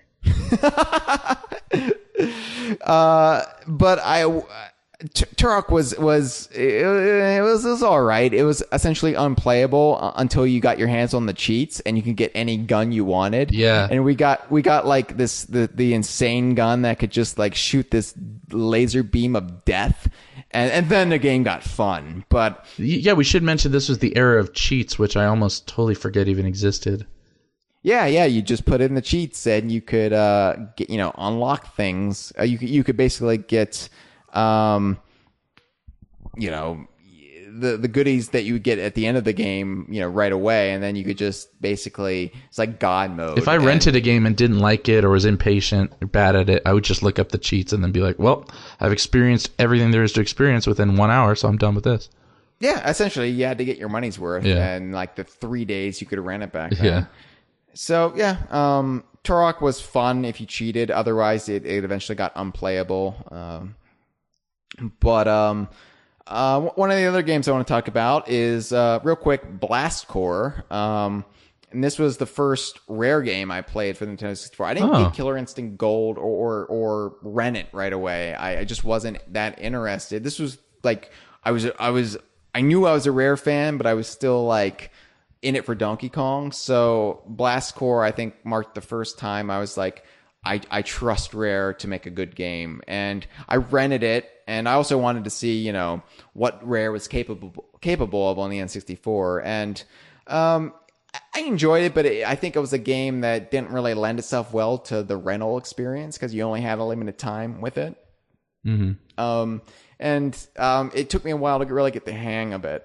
I think it's a game I still need to get to in Rare Replay, and I will appreciate it a whole lot more now that I'm actually an old man and I've been around and I'm not as shitty of a gamer. Yeah. But I mean, we would be remiss if we were talking about non-DKU Rare games and we didn't talk about GoldenEye. Gotta talk about it. You want to talk about it? Yeah. Well, in my experience of never owning it, I can honestly say, I never owned it. You played it though, right? Maybe at a party once. Nick, you never played GoldenEye? No. Like the game that essentially launched a genre, you never played it? Easily could have, given all I know about it, I know so much about it, I could have easily said yes and just rolled with it, but I'm being honest. No, never played it.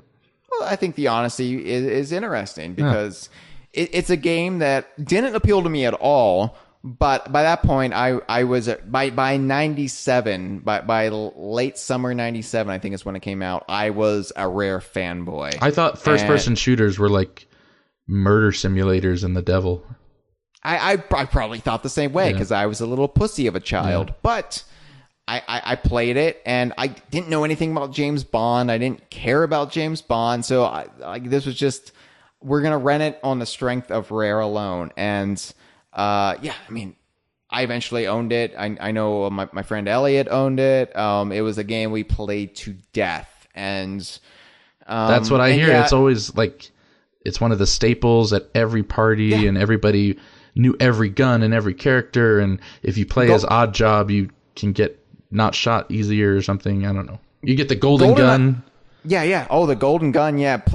Get Baron Samadhi. Yeah, see, man. This is from reading strategy guides to games I don't own. It helps out. I love that, Nick. I love that about you, though. That's awesome because I didn't do that, but that is who I am as well. Yeah. Like I love just gaining knowledge and having a visceral thrill from things I'm not a fan of, but like imagining how fans of that would react. Yeah, and I didn't actively avoid it. It just never. By the time I realized like FPSs weren't the devil, it just was kind of behind me, and I was more playing like PC FPSs and stuff.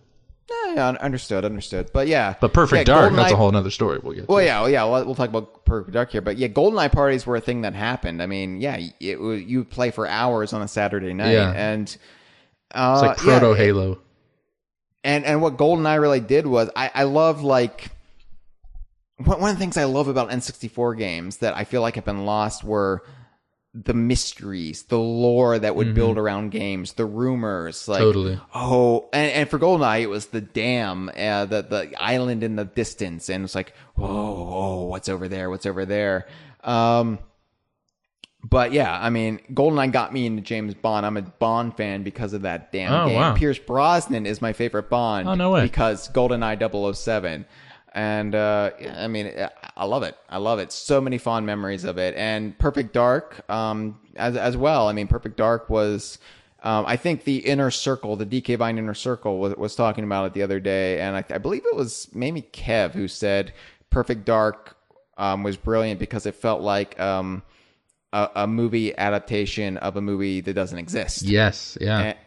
And so as is the spiritual successor to GoldenEye, I mean it's perfect. But it mixed so many different things in the genre of that time, and it just fits that place and time so perfectly. Yeah, and it's a shame that the original GoldenEye is kind of mired in legal, bureaucratic red tape.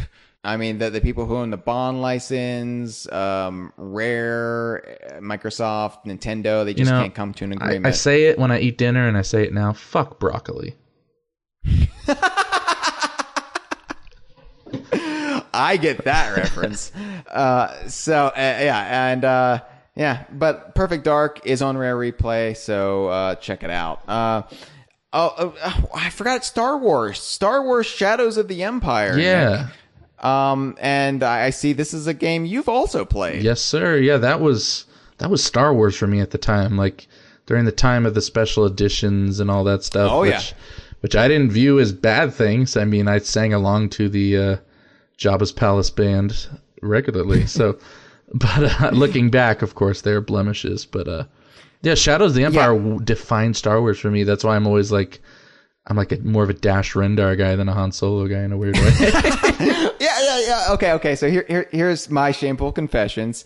I too got into Star Wars because of the special editions. Yeah. I was that awkward age where I was born in '83, so November '83. So after Return of the Jedi left theaters. So I was never part of that initial Star Wars mania, and I'd seen it on VHS at like friends' houses for birthday parties. Mm-hmm. And I tried renting them. I could never get into Star Wars. Yeah, I rented the originals before I saw the special edition. The first, I have a distinct memory of watching the first one right up till they get to the Death Star and like get in disguise and then falling asleep. And then waking up during the medal ceremony and being like, what the hell? What happened? Why isn't Chewie getting a medal? As a little kid, I found them dull. The second half of the first movie is Snoresville. I don't care what anybody says. It's good. You don't see that kind of movie nowadays. Sure, but, I mean, there's great moments. It's just a little people tend to overlook that. It kind of the genius of it slows down a bit in the second half. Yeah, but we get to know Luke. I mean, honestly, the prequels needed to go that slow because we never got to know any of the characters. And really, my friends tend to disagree because they're more into the like space combat stuff. I found all that pretty boring, but. I like just the weird world building in Star Wars. I think Empire is still my favorite, not because people say it's the best, but because you just have all these fun character moments and just weird little bits of context, like the bounty hunters. Yeah, I was obsessed with this universe. But anyway, yeah. And people probably think we're remiss for not mentioning Rogue Squadron, right? Is that what it's called? Yeah, that was a big N64 game, but I once again wasn't really into the whole dogfight X-wing thing. So I remember more the follow up on the GameCube as a GameCube launch. Yeah, so that's the one I played. But anyway, getting into Star Wars. Yeah, it was the special editions that really got me into it because they were coming into theaters, and I was like, you know what? I need to see these in theaters because I still don't get Star Wars, and I feel like it's something I should get. Yeah. And I saw it in theaters, and it all made sense to me. I was like, I get it now. This is awesome. Well, I remember distinctly there was like a few horror movie trailers that were playing in front of movies at that time, and we went to go see the special edition, and it was one of those trailers I was afraid of. So I like cried and said, "Can we go to a different movie?" And I ended up seeing That Darn Cat instead. And so that's forever linked with Star Wars in my mind. Of you were a fucking stupid kid.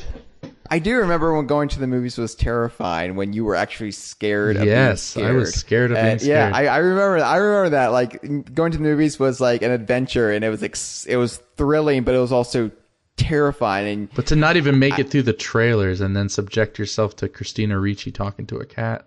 Yeah. Not cool. No. But I mean, we'll do it for Oops All Tangent, that darn cat episode. Yeah. No, but yeah. So Shadows of the Empire came out around this time, and so this was, while I didn't have the special editions on VHS, we could play Shadows of the Empire, and so this. And it's not a perfect game, but it was fun at the time. It captures it so well. The music. So great. It really did feel like you were inside a Star Wars movie. Yeah. I mean, it was the first game. Every level was different. It was the first game that started the trend of the Battle of Hoth recreating it. Yes. And then that would become a cliche in Star Wars games. Yeah. But the Echo base. Never was better than in that The Echo base level where you. Oh, with the Wampas? Yeah, you run around as Dash Rendar. Those are scary. And that was so like. And there's like this room. In the hangar bay, there's this room up. Like that you couldn't reach. It was up in like near the ceiling, and there's no way to get up to it. And I would shoot like the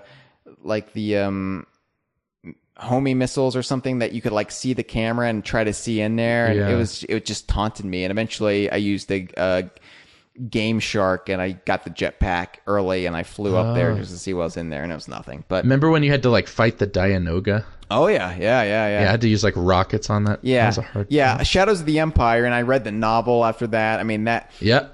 I wish that was the. I have the graphic novel still. Yeah. And the cool part was like the comic book graphic novel, the novel, and the video game all told different parts of the story. The video game was the graphic novel was like all the stuff I love with the bounty hunters and stuff. And the video game was Dash Rendar's story. And that was really cool. It was like a multimedia project they set out to do. And it's like better than most Star Wars things. They had action figures and but I wish Disney would make that canon. They chucked the rest of the EU, but much like the Britons did earlier this year. But I really wish Disney would say, no, Shadows of the Empire, you can be canon, because I don't know what they would come up with that's better as a bridge between Empire and Jedi. Just scrap all plans and make the new trilogy about Shadows of the Empire. Come on, guys. Kind of be hard to do considering, you wouldn't need Harrison Ford, obviously, because he was in Carbonite, but you'd have to really CGI the hell out of Mark Hamill and Carrie Fisher and Billy D. Williams.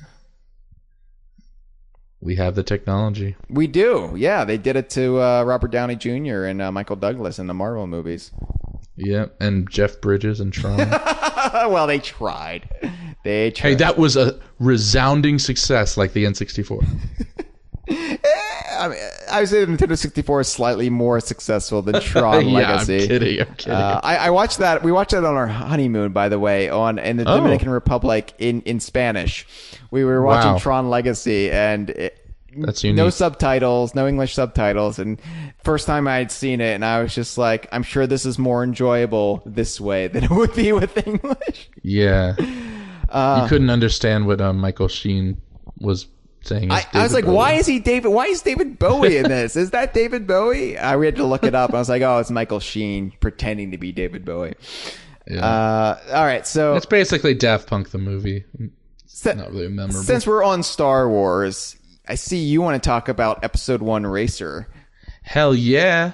Now that's what I call pod racing. So I rented this during Episode 1 Mania, back when we were all still convincing ourselves that the movie was good.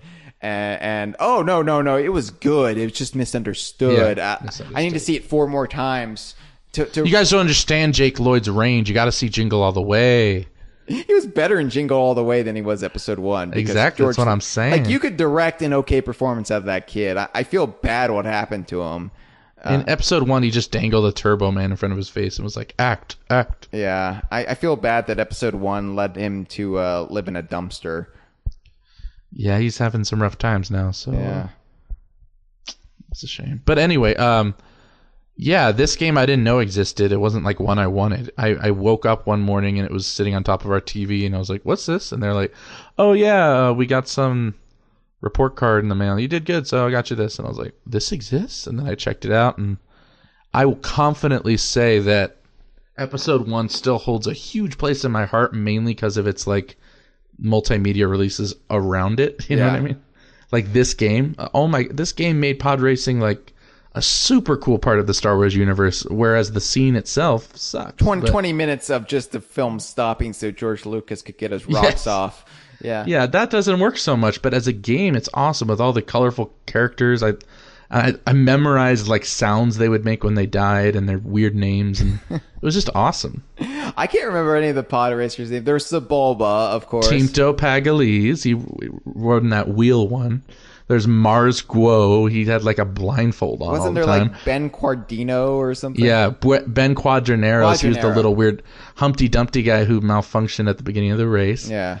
There's Tyrell, Rats Tyrell. Dud Bolt. He was a little weird dog-faced looking guy. I could go on, but I don't think you want me to. No.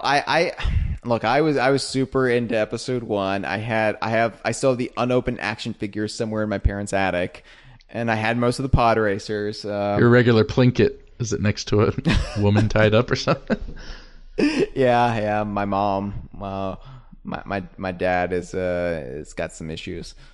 Yeah, he is Ted Bundy after all. More Al Bundy these days. Yeah, just sits around with his hands in his pants watching Fox News. But episode 1, I don't know. It's one of the. It makes me understand a lot of people who like hold really bad movies close to their heart because they saw it as a kid. Oh, I still argue episode 1 is the best of the prequels because it's the only one. Of course, it is. It's the only one where George Lucas actually tried. You can tell with episode 2 and 3, he says like, "Fuck it, we're just doing this in front of a green screen. Fuck it." It feels super fresh, and the rest just basically just didn't. If you look at the original Star Wars trilogy, each movie has such unique vistas and new locations and themes that they are very. You could tell them apart. But episode 2 and 3, I can't tell those apart really. I mean, I guess one has a desert battle in an arena at the end, but they're just a bunch of green screen Coruscant scenes and Yoda jumping around. Yeah.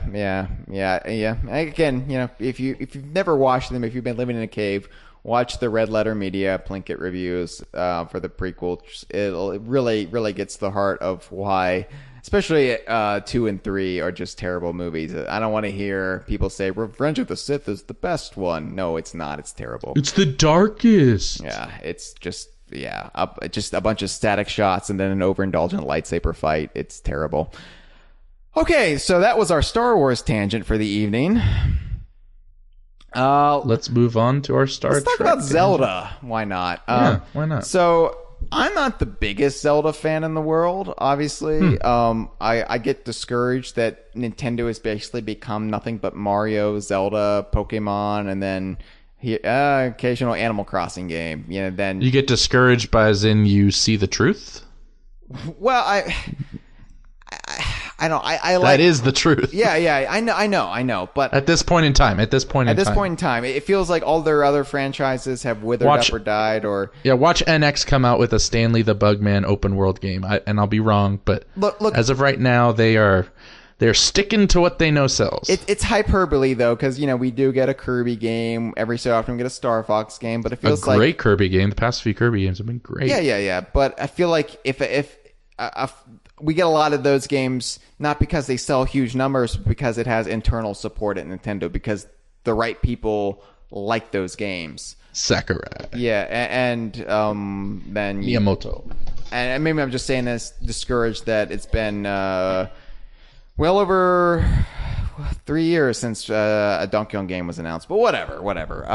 But that being said, Skylanders, dude. Oh, right. Yeah, that totally counts. That being said, I do get tired of how Zelda is basically one of the only Nintendo franchises that means anything. If you're if you can't be a Nintendo fan and not like Zelda, and I don't like that. I feel like there should be different types of Nintendo fans. They shouldn't just be Mario, Zelda. If you don't like one of those, you're not a Nintendo fan. But I do like Zelda. That's the thing. I'm just not a fanatic about it. But it's kind of gotten to a point where I don't know, man. I mean, this isn't trying to be Cranky Kong or sexist or anything. But when I was growing up, you'll see. When I was growing up playing Ocarina of Time, I don't remember many like girls talking to me about it on the playground or whatever. And now you won't meet a girl that doesn't have a Triforce tattoo. Okay. Two things wrong with that, Nick. One, I doubt any girls were talking to you on the playground anyway. Two, Ooh, sick burn. I've never met any girl with a Triforce tattoo. So Are you kidding me? maybe you never walked into a GameStop or a Hot Topic? Well, sure, if you're looking at those places. Actually, let me reword that. It's not the girl thing, because that's ridiculous. There were girls playing video games. That's unfair to say. What I'm saying is Zelda has like become this. It's like the Disney Mickey Mouse ears or the Chevron logo at this point. It's like, can all these people truly have grown up loving Zelda? I don't remember all those people. Like, where were they hiding? Yeah, I know what you're saying. It's weird how I think Zelda's legend only grew over time, but I think where it really started was Ocarina.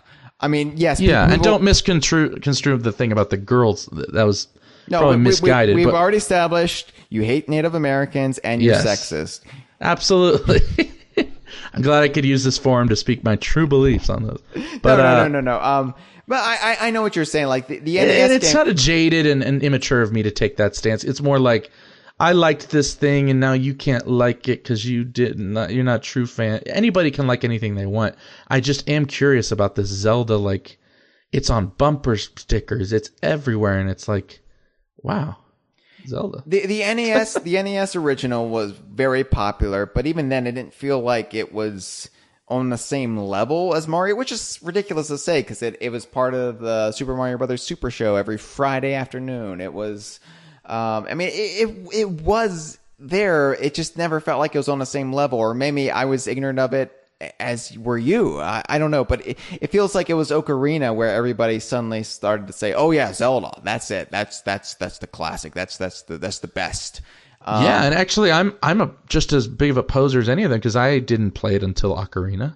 I didn't even know what it was. There's this weird internet backlash against Ocarina now, like there is backlash against Generation 1 Pokemon because like the hardcore fans kind of resent how popular and ubiquitous it is. Majora's Mask has almost surpassed Ocarina as far as opinion. Well, as far as internet cred goes. Yeah. But it's untouchable. Look, there's a reason Generation 1 Pokemon is held in the regard it was, because it was just such a breath of fresh air and so much fun to play. And there's a reason Ocarina of Time is rightly considered one of the greatest games of all time, because it is.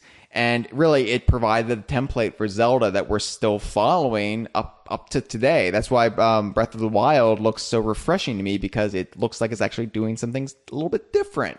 Sure. But yeah, Ocarina of Time kind of introduced the basic, 3D Zelda template. It's Zelda, but we're going to throw in this gimmick. And the gimmick... It's the Mario 64 of Zelda. Yeah, and the gimmick, of course, was the Ocarina. But it didn't feel like a gimmick at the time because it was the first 3D Zelda. And, I mean... Honestly, I feel like Zelda's jump to 3D was almost more amazing than Mario, like more revolutionary than Mario's, because it was like so different. Well, at least Mario's you're still jumping, and also you had the 2 years of development time on top of it that Super Mario 64 had. So Miyamoto and his huge team could, But it's sort of like retro making a first person Metroid. Like, it's this thing you never thought would work, but then it, like, when you see it work, you're like, well, duh, this makes total sense. Yeah, no, I agree. And the thing that I remember about Ocarina of Time and the hours and hours I played it, and was just, again, the world. Yeah, and more so the Super Mario 64, it felt like the world was a living, breathing place full of mystery and intrigue, and it felt like there was no limit to the amount of things you could uncover, which made... Or the amount of boomerangs you could throw at uvulas. There you go. And the amount of mystery and in-game lore and legend and hearsay and whisper campaigns. It was freaking beautiful. It was beautiful. Yeah. But the whole, how do you get the whole Triforce in Ocarina of Time or this, that, and the other. And this is when the internet was really starting to become a thing as well. So it was easy to spread these rumors, but...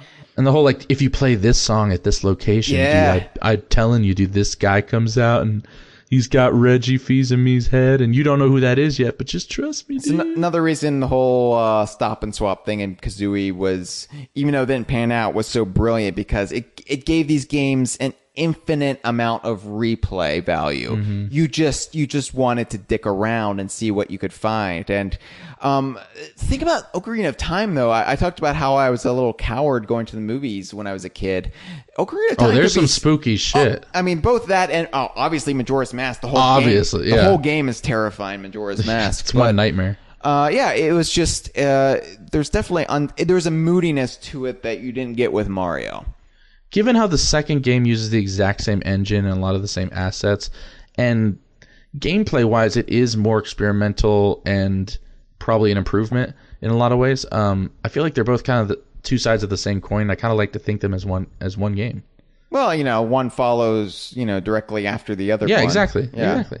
Yeah, it's one of the few instances of that in Zelda. So. I can't think of them as the same game, really, because Majora's Mask is such a radical... Well, not the same game, but in my mind, I just think of them as that same era of Zelda that I just love. Yeah. Oh, yes. Same here. I mean, Majora's Mask, the lore of that fascinates me, even though it's not really that fleshed out. Like, is Termina actually a parallel version of Hyrule? And is that why... Is it all a dream? Well, are these... Because it has a very obvious Alice in Wonderland motif of Link going down the rabbit hole, but...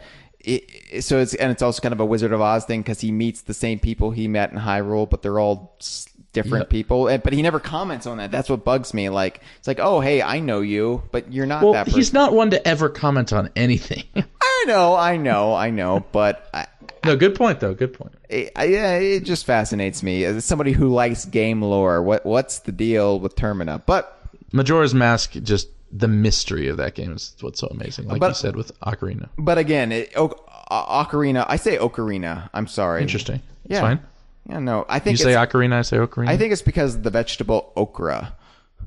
Possibly. I remember having an actual argument with a friend on the playground, and girls did talk to me on the playground, but it was over the pronunciation of Saria or Saria. Yeah. And my argument was, well, you pronounce Maria, so it's spelled the same way, just with an S. He's saying, why is it pronounced ocarina? Because there's no ah sound. It's an O. It's an O.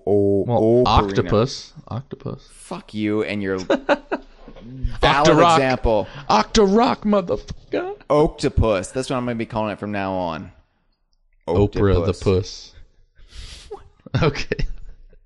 Why are you talking about Oprah's vulva? South Park did it first. Yeah, I guess. Yeah. Jet Force Gemini is a game I would be remiss to bring up if for no other reason than Chad is probably listening and would crucify me if I didn't. Yeah, I'm sitting here too. I love it.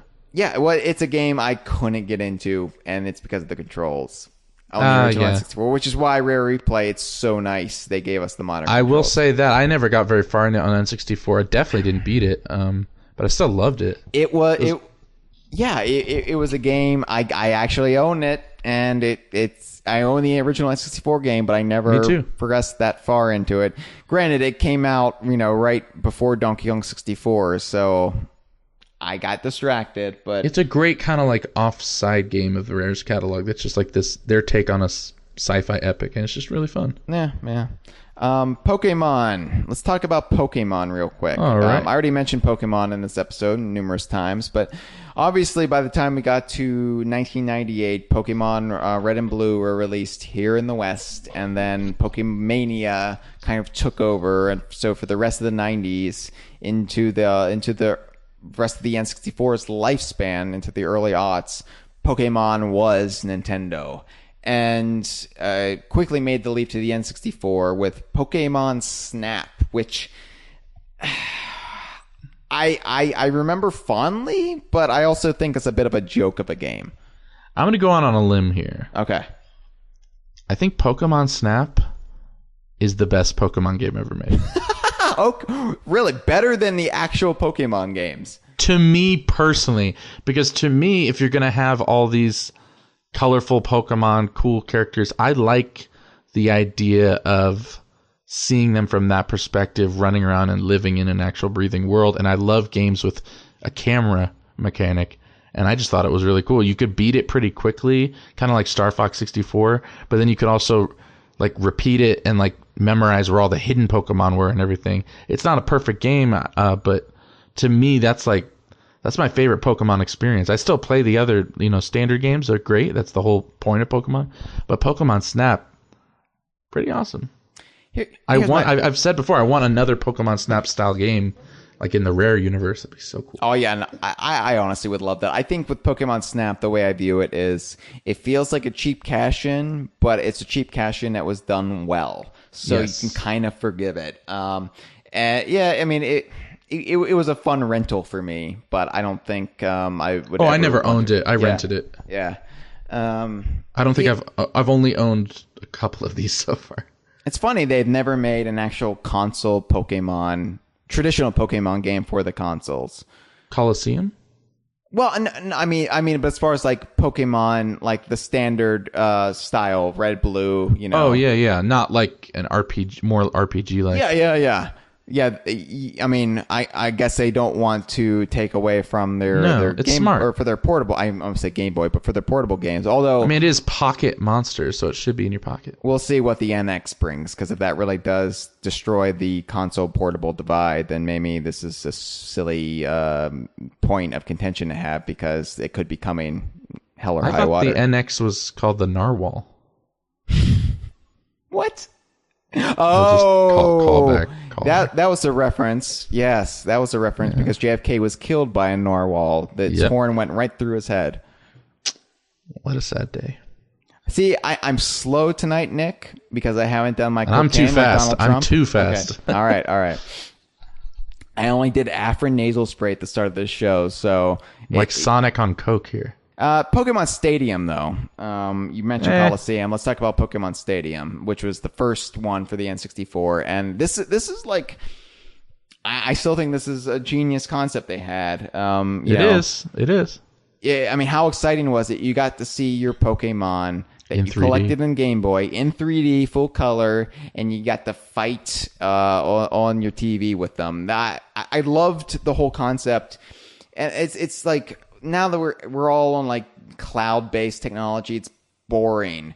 But back then, the fact that you could shoot your data from your Game Boy to the N64, from your Game Boy to another Game Boy, it was so fucking rad. And I lament that younger gamers will never know that simple joy of, oh my god, my Pokemon are going through this little wire into this thing. The only other game in which you could shoot data was in that Star Trek FPS.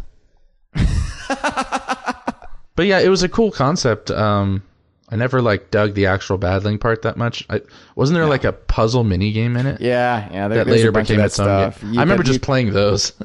Yeah, I think you could unlock like a specific a Pokemon then that you could take back, like a specific Pokemon, that new move set or something. I forget, but you could take it back to the Game Boy game then. Yeah, my only complaint with Pokemon Stadium was it didn't recognize Missing No, and so therefore it is invalid.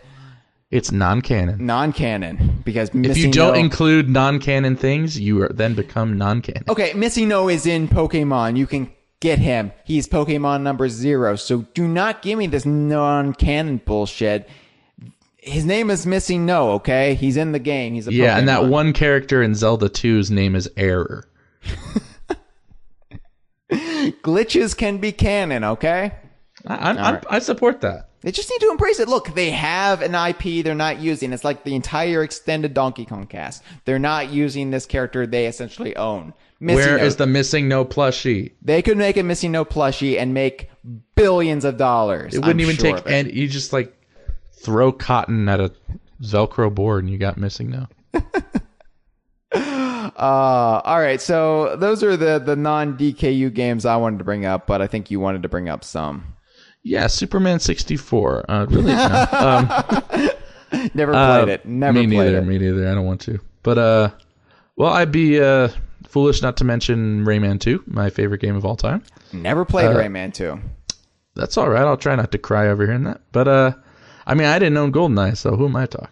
Right. This was the N64. People. Besides Banjo-Kazooie and Rare, Ubisoft Montpellier was the king of the N64 for me. It introduced me to a whole world that I loved and never got to revisit ever again, even though there are numerous sequels. It is like Final Fantasy with Rayman. It's like they take a new take on the world every time. And not all of them so good. But that particular one is an utter masterpiece and was really cool. And then there was a game that came out before it, sort of testing the engine, which was called Tonic Trouble. Don't recommend it unless you have time on your hands and want to see something quirky, but it's not amazing. But yeah, that was a memory I had, was that game. I think Tonic Trouble sounds like a Donkey Kong Country sequel where Dixie runs out of mixers. That does sound like that. And I want to play that now. With a peripheral. But, yeah. So those were the two Michel Ancel games that really made the system shine for me. I remember playing Mischief Makers. Yeah. It's a really unique side-scrolling platformer with, essentially, I guess, they must have written on a napkin somewhere, grab, shake, and throw, because that's like the three mechanics the whole game's based on. And well, the first, I was just entering my teenage years, so there's a lot of that going around in my house too. See, I'm the straight man now. But yeah, to take those three mechanics, grab, shake, and throw, the first couple levels, you're like, okay, I get it. I can pick up things, shake them, throw them, blah, blah, blah. To take those and then they stretch them and use them in creative ways in every new level. It's really, really a cool game. And then the same company, Treasure, made Sin and Punishment, which we didn't get here in the US, but I played on an emulator a long time ago and now finally got a copy. And it's easier than you think to play non-US games in a US system. You don't need to do hardly anything. But yeah, I think Sin and Punishment might be one of my favorite N64 games of all time. Is that like the Japanese version of Law and Order? It is, actually. Instead of a gavel, though, it's a gong. Oh, that's racist. Strike three, Nick. Mentioning a traditional instrument of the area is racist. Welcome to 2016. No, that's just cultural appropriation, Nick. Check your privilege. I didn't appropriate it. I said it's theirs. Yeah, you mentioned it with your white lips. Oh, true. Now that's racist. But yeah, it's a on-rail shooter. You got to be into those kind of things, but I am, and it was pretty freaking great. It has the most contrived story in the history of fiction, but it's great. All right. I am sitting on the Bible right now, Nick, so you might want to watch what you say. Didn't mention the Bible. Contrived story and all of fiction. Okay. So, dude, that's offensive, dude. We can't be offensive on the show. That's right. We wouldn't want to do that, would we? And no siree. Mischief Makers, though, real quick, I did want to point out, it was kind of a big deal when Mischief Makers came out. Well, minor deal, because it was a 2D platformer. And this is the era when we really thought 2D platformers were kind of gone forever, because with the leap of 3D, everybody wanted to do a 3D game. Everybody wanted to bring their franchise into 3D. Not Treasure, though. They knew where it was at. What's that? Treasure knew it was up, though. 2D platformers rule, and they did it in an awesome pre-rendered, even DKC kind of way. Yeah. But yeah, I mean, I don't know. For a brief window of time, I really just thought 2D platformers never happening again. Donkey Kong Country 3 was the swan song. But yeah, during that period we had Mischief Makers, Klonoa, a few other things I'm forgetting. But well, we also, I think it would be a good time to bring up Yoshi's Story. Yes, which, yeah. What were your thoughts on that? Hated it. Hated it. It was a... I'd actually love to hear why you hated it. I'm really curious. Okay, Yoshi's Island... I compared to the DKC games, I don't like it nearly as much, but I recognize the inherent quality behind it. Gameplay, I don't like it as much either, but the gameplay, it's too halting. The gameplay, the whole Baby Mario, and then the stop and shoot eggs, and I don't like the game. I don't feel Fair like enough. I feel like I'm playing against the world rather than becoming one with the world. The argument can be made that was you were supposed to feel vulnerable, and the stop and start was part of the gameplay. I was so into DKC at the time that I just couldn't really appreciate it. But for that being said, I was a Rayman snob for a little while there, and didn't own Super Mario 64. Etc. So I see where you're coming from. Preference takes over at a certain point, but yeah, I think Yoshi's Island is like in the pantheon of untouchable games for me. I mean, it's just perfection. But Island's a masterpiece. Story is not, but I played story first, and it kind of introduced me to the whole storybook aesthetic of those games, and the music's beautiful. Who cares? The gameplay's not as good as Island, but I still love the little elephant guy in underwear holding a stop sign. I loved Poochie. I loved the fruit surrounding the screen. I loved the levels, the pop-up book menus. I liked it. It's no Island, but it's a great N64 game. I don't get why it gets all the hate. I think it was just lacking, and it came out at a time when people didn't want 2D platformers. Honestly, yeah. But yeah, I rented it, and it just wasn't fun. Honestly, I haven't played it since I originally played it, and not since playing Island, which is obviously superior. So maybe it's just the nostalgia talking, but it's also a game that's kind of been forgotten about. Sure. I think Yoshi's Island has kind of been held up, but Yoshi's story is for kind good of reason. just this evolutionary dead end in the franchise. So yeah, unfortunately, I mean, Woolly World brought back some magic, but not enough to warrant discussion. Well, let's also talk about Mario-related games with weird aesthetics. Paper Mario. For the longest time, this was being billed as Super Mario RPG 2. Yes. And the original Super Mario RPG definitely intrigued me. I rented it a couple times, played it. It was a different kind of Mario game. It was back when you felt like Mario didn't have to be one particular thing, and it was weird and different, and it was like really, a different director taking on a franchise. It's Square's vision of Mario. It really dug into a lot of the like inner workings of the Mushroom Kingdom, stuff we never had seen before. Yeah, that stuff was cool. So I remember then Super Mario RPG 2 being billed, and it being this weird paper aesthetic, and this is when I was getting really like just tired of the Mario series, especially because it seemed like they were always trying to go in these weird art styles. Well, I consider weird art styles, but again, this was me coming out of the Donkey Kong Country trilogy where everything was as realistic as possible. And I would say, to me, compared to the charm, quality, world building, and excellence of Paper Mario, the rest of the Mario series can fuck off and die for all I care. I'm not dismissing Paper Mario here. I'm just saying like I was initially put off by the aesthetic, and then they Paper Mario and the Mario RPGs are like Mario to me, like more so than even the platformers. Like they just made a world that is so much cooler than any of the other Mario games. And I feel like isn't the big controversy now that they're pulling back on that? The Paper Mario series is just watered down. Paper Mario is Animal Crossing now. It's just it's utter garbage. But at the time, Paper Mario was king. Yeah. I don't like the name Paper Mario though. I feel like that's just it was Mario's story originally, right?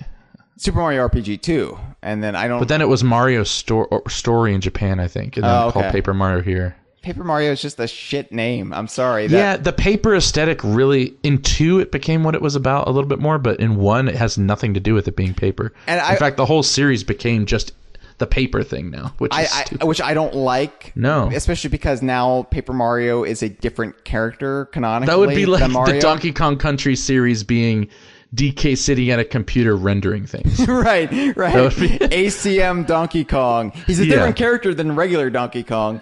Or if it was like Polygon Mario. Like it's just an art style. It doesn't have to define the gameplay of every freaking game. If Sticker Star was a one-off, it'd be okay. But it wasn't. And that sucks. Well, I've ranted about this. Art style should not dictate if a game takes place in the same universe or not. That's a terrible...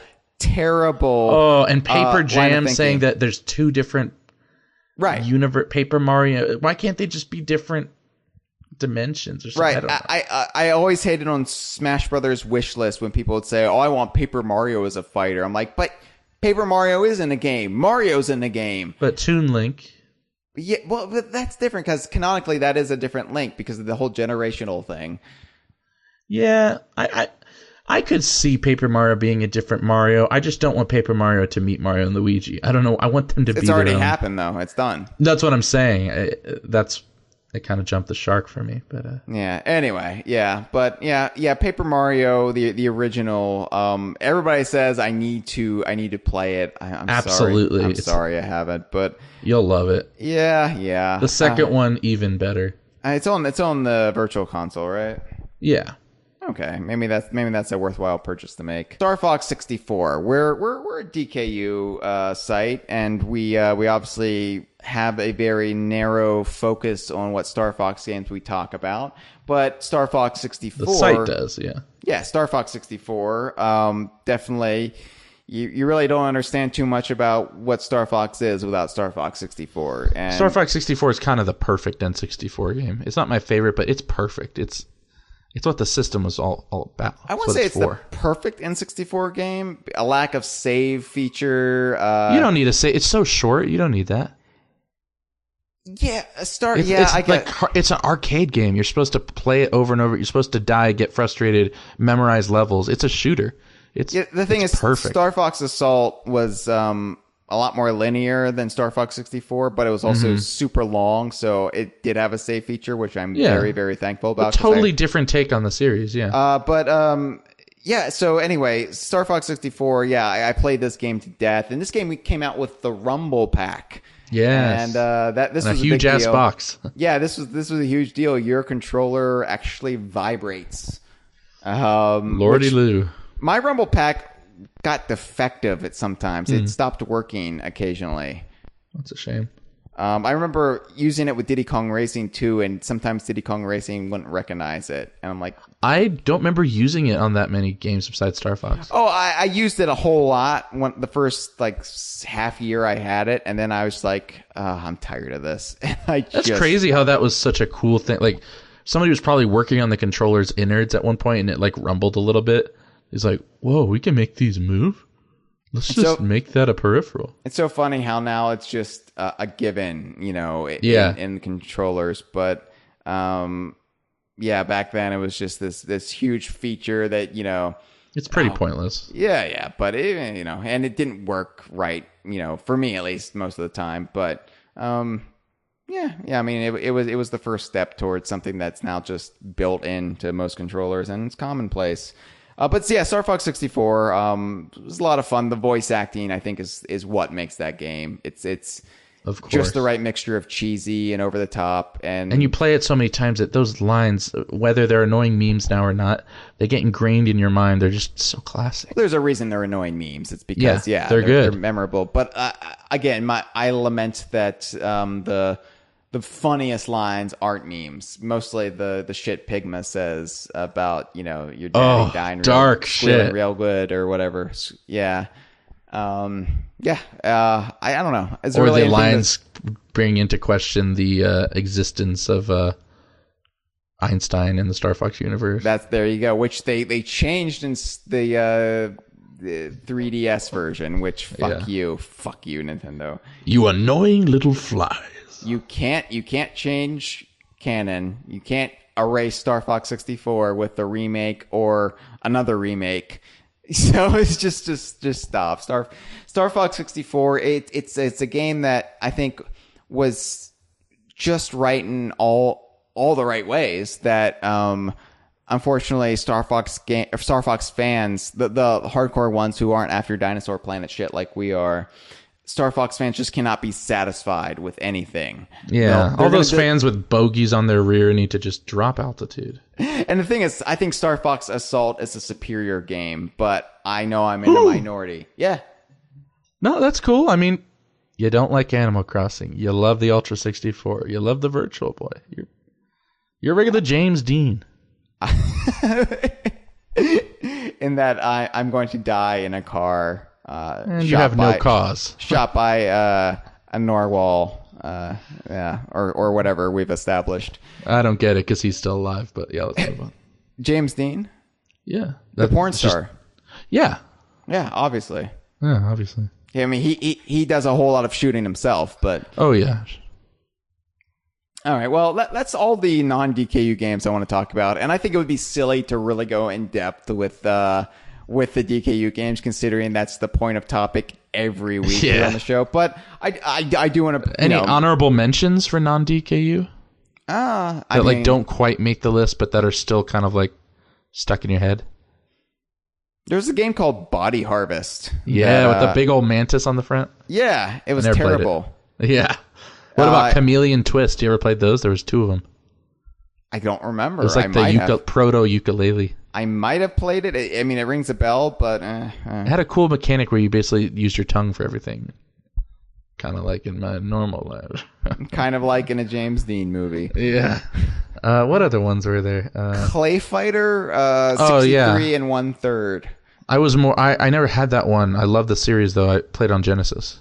I mean, the series was subpar. It was. Oh yeah, it was appealing if you're a kid because it had funny. I just love claymation. That's where it ends, pretty much. Claymation, and it had funny '90s cartoon characters with attitude, and that's all you needed back then. Clay Fighter 63 and 1/3 is mostly known for the piss take of a title, and it also had in some versions Earthworm Jim and Boogerman. Yes. The original Clay Fighter is legitimately good, though. Not as a fighting game. It doesn't stand up to any fighting game as far as, what the pros would say. But as just, I don't know, presentation-wise, it was pretty awesome. I had the little-known sequel for the Super Nintendo, C2 Judgment Clay. Oh, yeah. Is that the one with the bunny on the front? The bunny, the Arnold Schwarzenegger bunny. It also had a character called Nannerman, who was a man who was a giant banana. Xananab?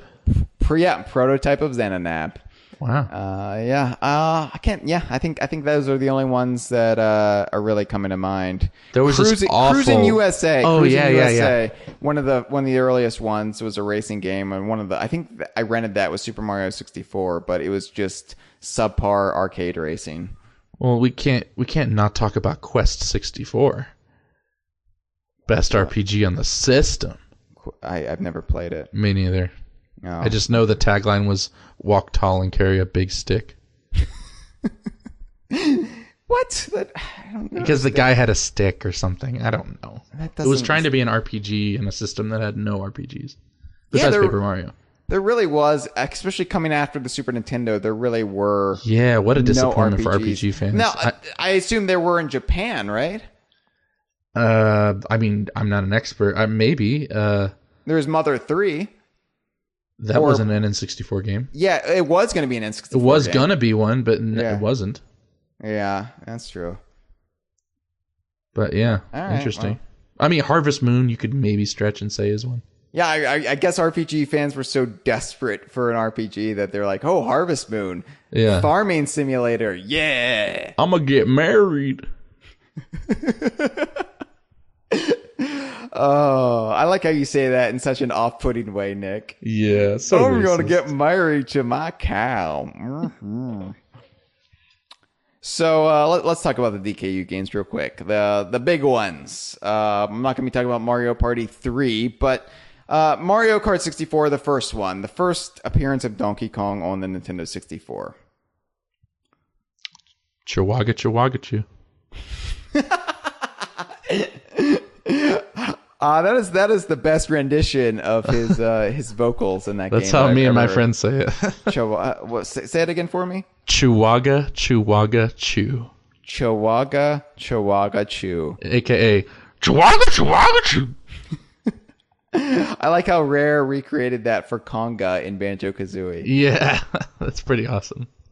So, but Mario Kart 64, you're a pretty big fan, huh? Yeah, and we'll actually be doing a spotlight episode of that early next year, season 5. Cool. Probably the first spotlight of season 5. But I do want to point out, since it was the first time you got to play as Donkey Kong on the N64, I remember just going off-road as much as I could and just running around in the cart and pretending I was playing a 3D Donkey Kong game.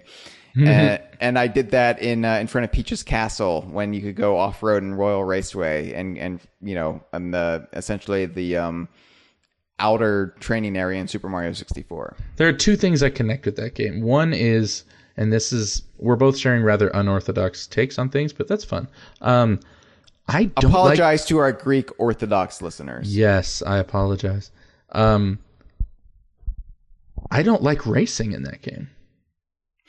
Okay. I know. I like the battle mode. That's what it's all about in that game to me. Well, that's the Mario Kart game with the battle mode, and for some reason they have failed to come close to any. I mean, I don't know why, because it was so simple and perfect in Mario Kart 64. But as a kid, like I remember, like I never owned it as a kid. I mean, I've owned it forever since like getting it on virtual consoles and picking up used copies as an adult. But as a kid, I never owned it, and if it was at someone's house or like an after school thing, I'd be like, I suck at this racing. Let's just do battle mode, and that's what everybody loved at the time.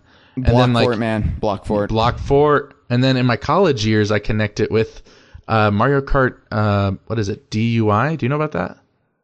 No.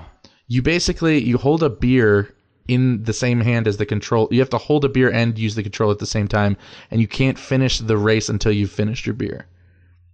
So it basically becomes a drunk driving catastrophe.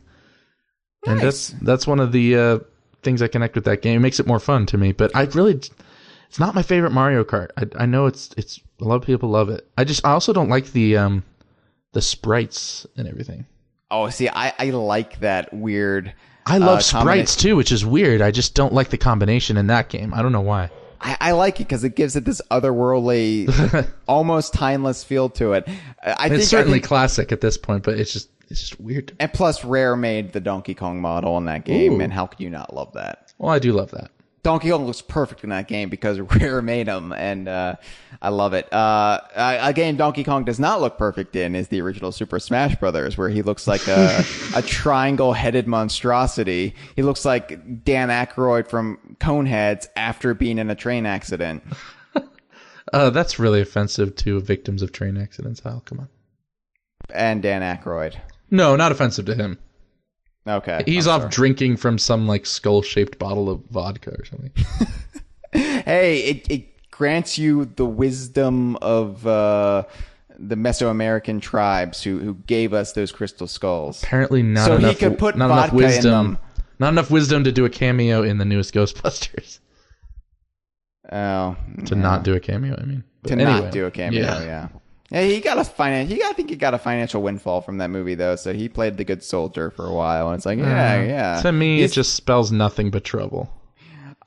You know what I hated about the promotion for that Ghostbusters when they were trying to make it into this whole like feminist thing because a bunch of alt-right internet trolls had a shit fit, even though the movie looked legitimately terrible.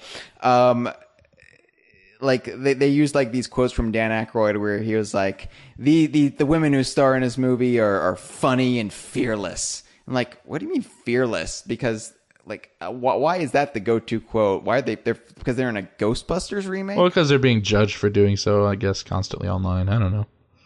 No. I gotta make up for the girls didn't like Zelda in the 90s thing, so I'm kind of just gonna go full feminist here. Fine. All right. Paul Feig is a genius. Blah, blah, blah.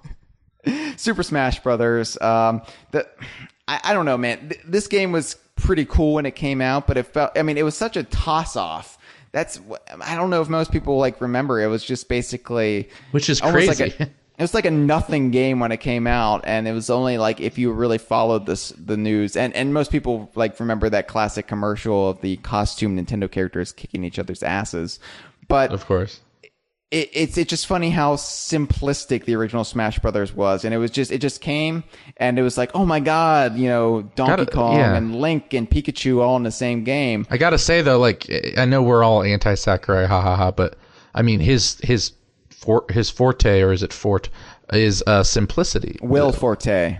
His Will Forte is friend of Kristen Wiig, female Ghostbuster, and divorcee of Amy Poehler. No. What? Will Arnett. They got divorced.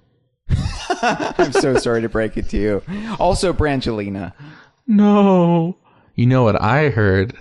I heard Brad gave Jonah Hill the old go-ahead with Angie, and she didn't appreciate that.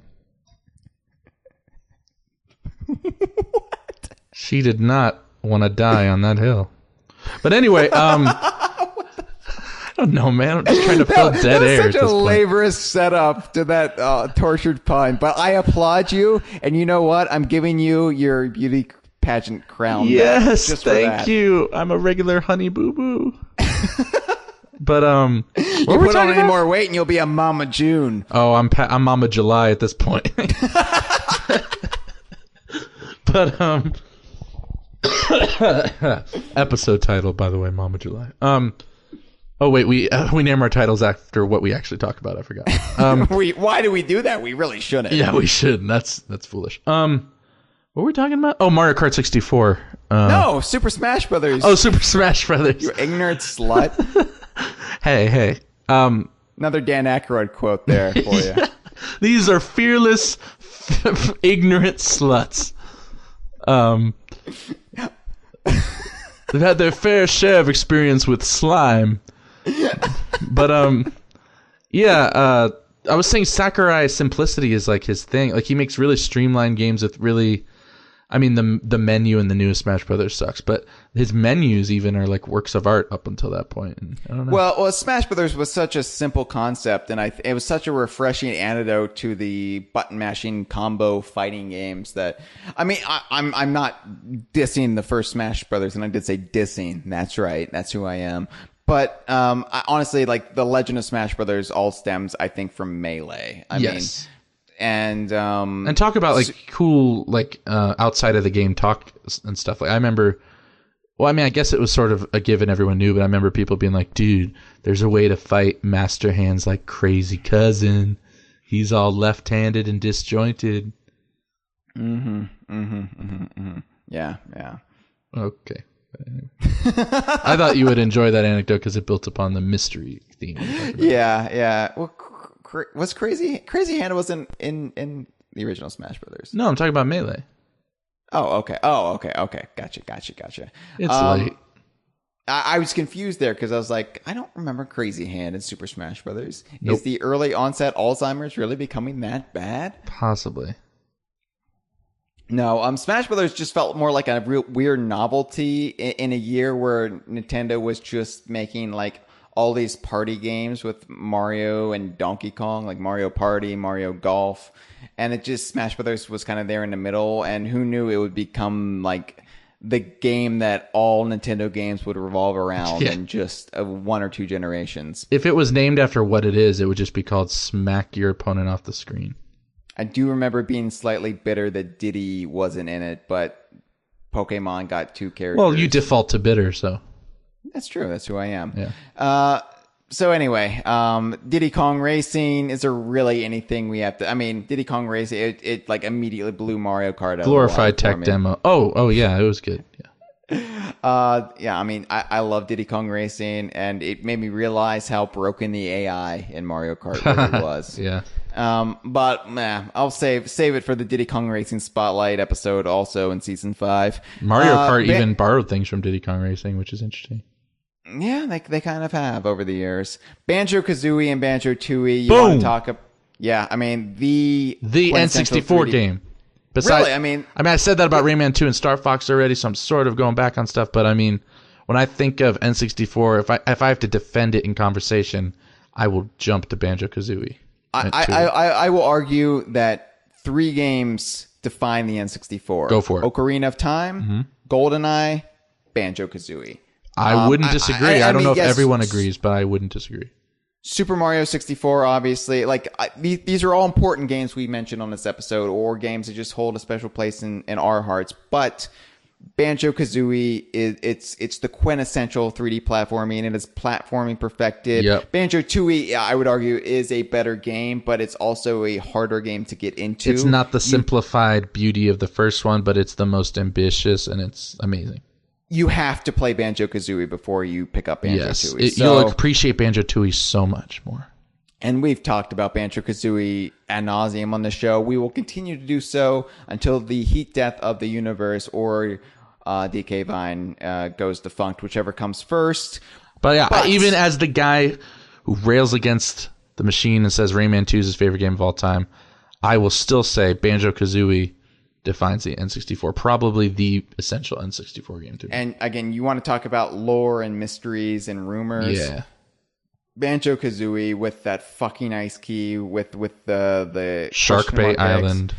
Shark Food Island. I mean, more replay value than you could ever hope for. And it was all for nothing, but I just I love games that make you question the game world, make you like, one of the reasons I'm a Beatles fan is the whole Paul is dead lore. I mean, I love the added little bits that may or may not be true, but it keeps you guessing. It keeps you invested long after what the creators actually intended has been fulfilled. So, yeah, Banjo-Kazooie, just fucking brilliant in every way. Absolutely. What's not so brilliant is Donkey Kong 64.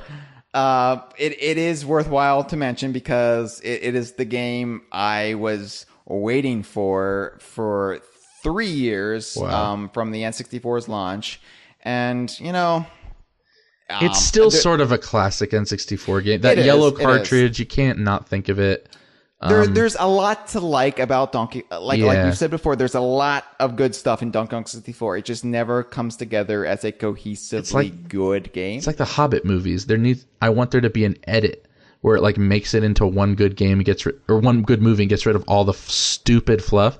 If someone could just like take Donkey Kong 64 apart, move some of the stuff around, make the tag barrels different, not make differently colored collectibles or whatever. Oh, you would like that, you racist. Yeah, that is. I've established myself as a pure racist, but and a misogynist. And don't forget that. And a JFK truther.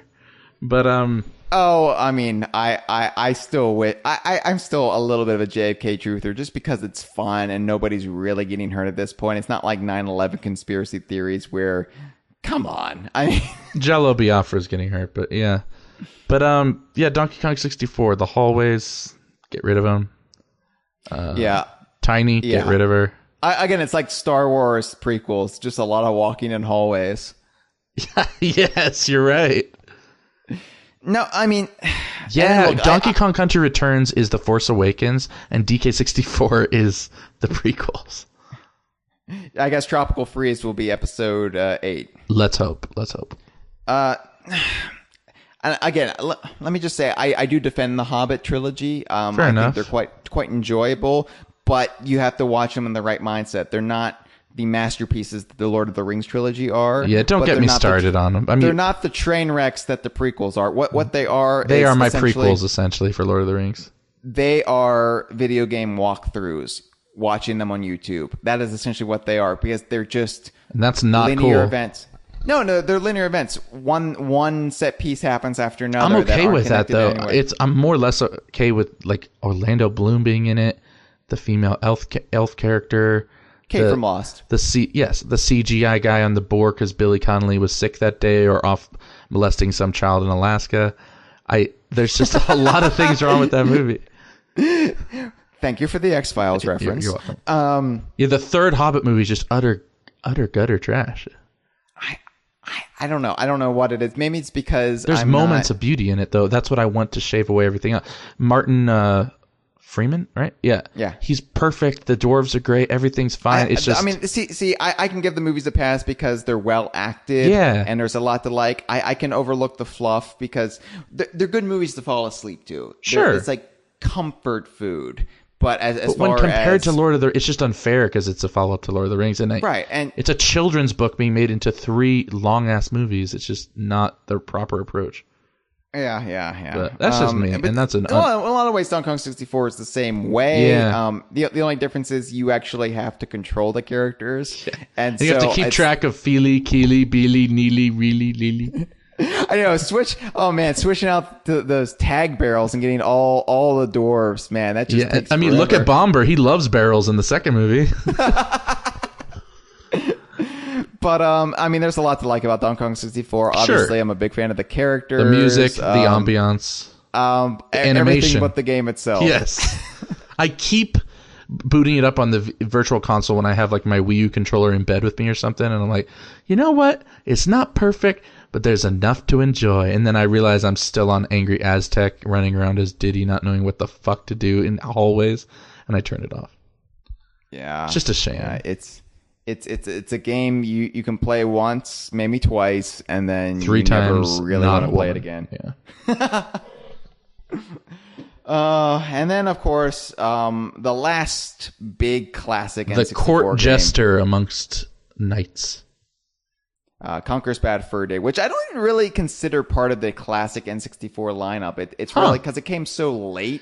It came out the same year as the GameCube and again 9/11. And it acts like a very meta observer game, almost standing outside of it all and commenting rather than it's like a Viking funeral for the N64. It feels like it's part of a different era. But I don't know what era that is. It doesn't feel like the N64 era because it's coming up on the GameCube. But still, don't take that away from the N64 because that's a glowing example of why the system was great. It's so weird because in 1996, you'd have never imagined a game like Conker's Bad Fur Day coming out for that system. I mean, it's just the ultimate piss take. I love it. So it's just. Sure, it's immature, it's juvenile. At the time, I saw the M rating on it and was in my head as a kid. I was like, more like rated I for immature. I'm not playing that, but of course, there's beauty in immaturity, so it's just great. Yeah. I mean, a lot of the humor doesn't really hold up, sure. But in a lot of ways, I mean, there's a lot of the game that's always going to be brilliant, and again, it's something that we always bring up here on the Kongversation. It's that. The parts of the game that everybody remembers and loves are the ones that I kind of roll my eyes at now, but the parts that nobody really talks about, I still think it just works. And the whole nighttime portion of the game, and I do really love Conker's Bad Fur Day, and it's kind of been nice that Conker's kind of gotten a bit of a resurgence in the last couple years. Where due to that one comic, yeah. Oh, you mean the games? Yeah. Yeah, no disrespect given to Honker's even worse week, but no, all disrespect given. Let's be honest. I do. I mean, Big Reunion was brilliant, and less said about young Conker, the better. But Conker is definitely a. I never thought we'd see the character again, especially after Nintendo freaked out and essentially distanced themselves from any promotion and even pulled Diddy Kong Racing and Conker's Pocket Tales from store shelves. But yeah, and then of course Microsoft gave him a shot and it didn't go so well. So yeah, he's put on the shelf. In all honesty, though, was Big Reunion brilliant? I thought so. I thought, and the fact that they recreated the Conker aesthetic, the gameplay in Project Spark, I'm very impressed. I mean, I'm definitely pro it. I just don't know if brilliance. I mean, I don't know. It felt like something was miss. I mean, obviously, it's not going to be the same, but it felt misguided. It felt like a Donkey Kong Land to Conker's Bad Fur fair Days, enough. Donkey Kong Country. It definitely felt like a fan game, which it technically was, but that's unfair. It felt like a really well done fan game with Chris Seaver's blessing. So sure. Anyway, but yeah, Bad Fur Day. I mean, it's the last truly great N64 game, and I apologize to Mario Party 3 fans or any other game that came out after that I'm not remembering. Okay, so Nick, let's wrap up this episode at long last. Let's talk about the paradox of the Nintendo 64. It's a system remembered for its absolutely killer lineup of classic games, but it was ultimately a harbinger of everything that went wrong with Nintendo over the next 20 years. Yes and no. Yes and no. Okay, because, I mean, it all depends on how much of how in tune with the industry you are. Because at the time, I wasn't reading articles on stocks or E3 or whatever. To me, the GameCube was just, oh, this is the new thing Nintendo's doing. Oh, wow, this has a bunch of great games now, too. Oh, the Wii? Well, I'm not really into this, but man, it sure is successful. So I've never really thought of Nintendo ever really dying after the N64. But technically speaking, as far as the magic, sure, it probably started going downhill around then. Well, I mean, and the thing is, Nintendo was king of the industry with the NES. Super Nintendo, they had a worthy challenger with the Sega Genesis, but they still ultimately prevailed. Nintendo 64, and when you're in this bubble of Nintendo fandom and you're a kid, look, there's like two realities for video game fandom at the time. I was in middle school when the N64 came out. The PlayStation wasn't on my radar. And in my defense, I knew about the PlayStation, but I'd also remembered things like the 3DO or the Linux or all these other like systems that came and went. I mean, Sega had enough of them. So I assumed the PlayStation was going to be one of these expensive consoles that would quickly fizzle out. They would release a dozen games, and it would just go away. I had no idea it would be the leader of the industry just a couple years later. And your nostalgia might be different than mine, but that's the way I remember. I remember it was around like 98 when I was like, I suddenly realized this PlayStation thing, it's here to stay. Yeah, the trend in my life was I was always late to everything as far as consoles. I got the N64 just as well, I didn't get the N64 that late, but I didn't get it right at release. I waited quite a while before I had it, and then I remember my friends having PlayStation and being aware of it. But then I got a PlayStation right as the GameCube was coming out, and the PS2 was already out. So I don't know. I was just always kind of on my own schedule with getting them, and I always considered PlayStation a worthy rival or peer because I played and saw a bunch of great games on that one too. But I don't know. I never really ever was one of those people that had a system bias or was hardcore in one system. Because I mean, Genesis was my first system. Then I got an N64, so I was just like toes in both worlds, and I saw great stuff on PlayStation. Always wanted one.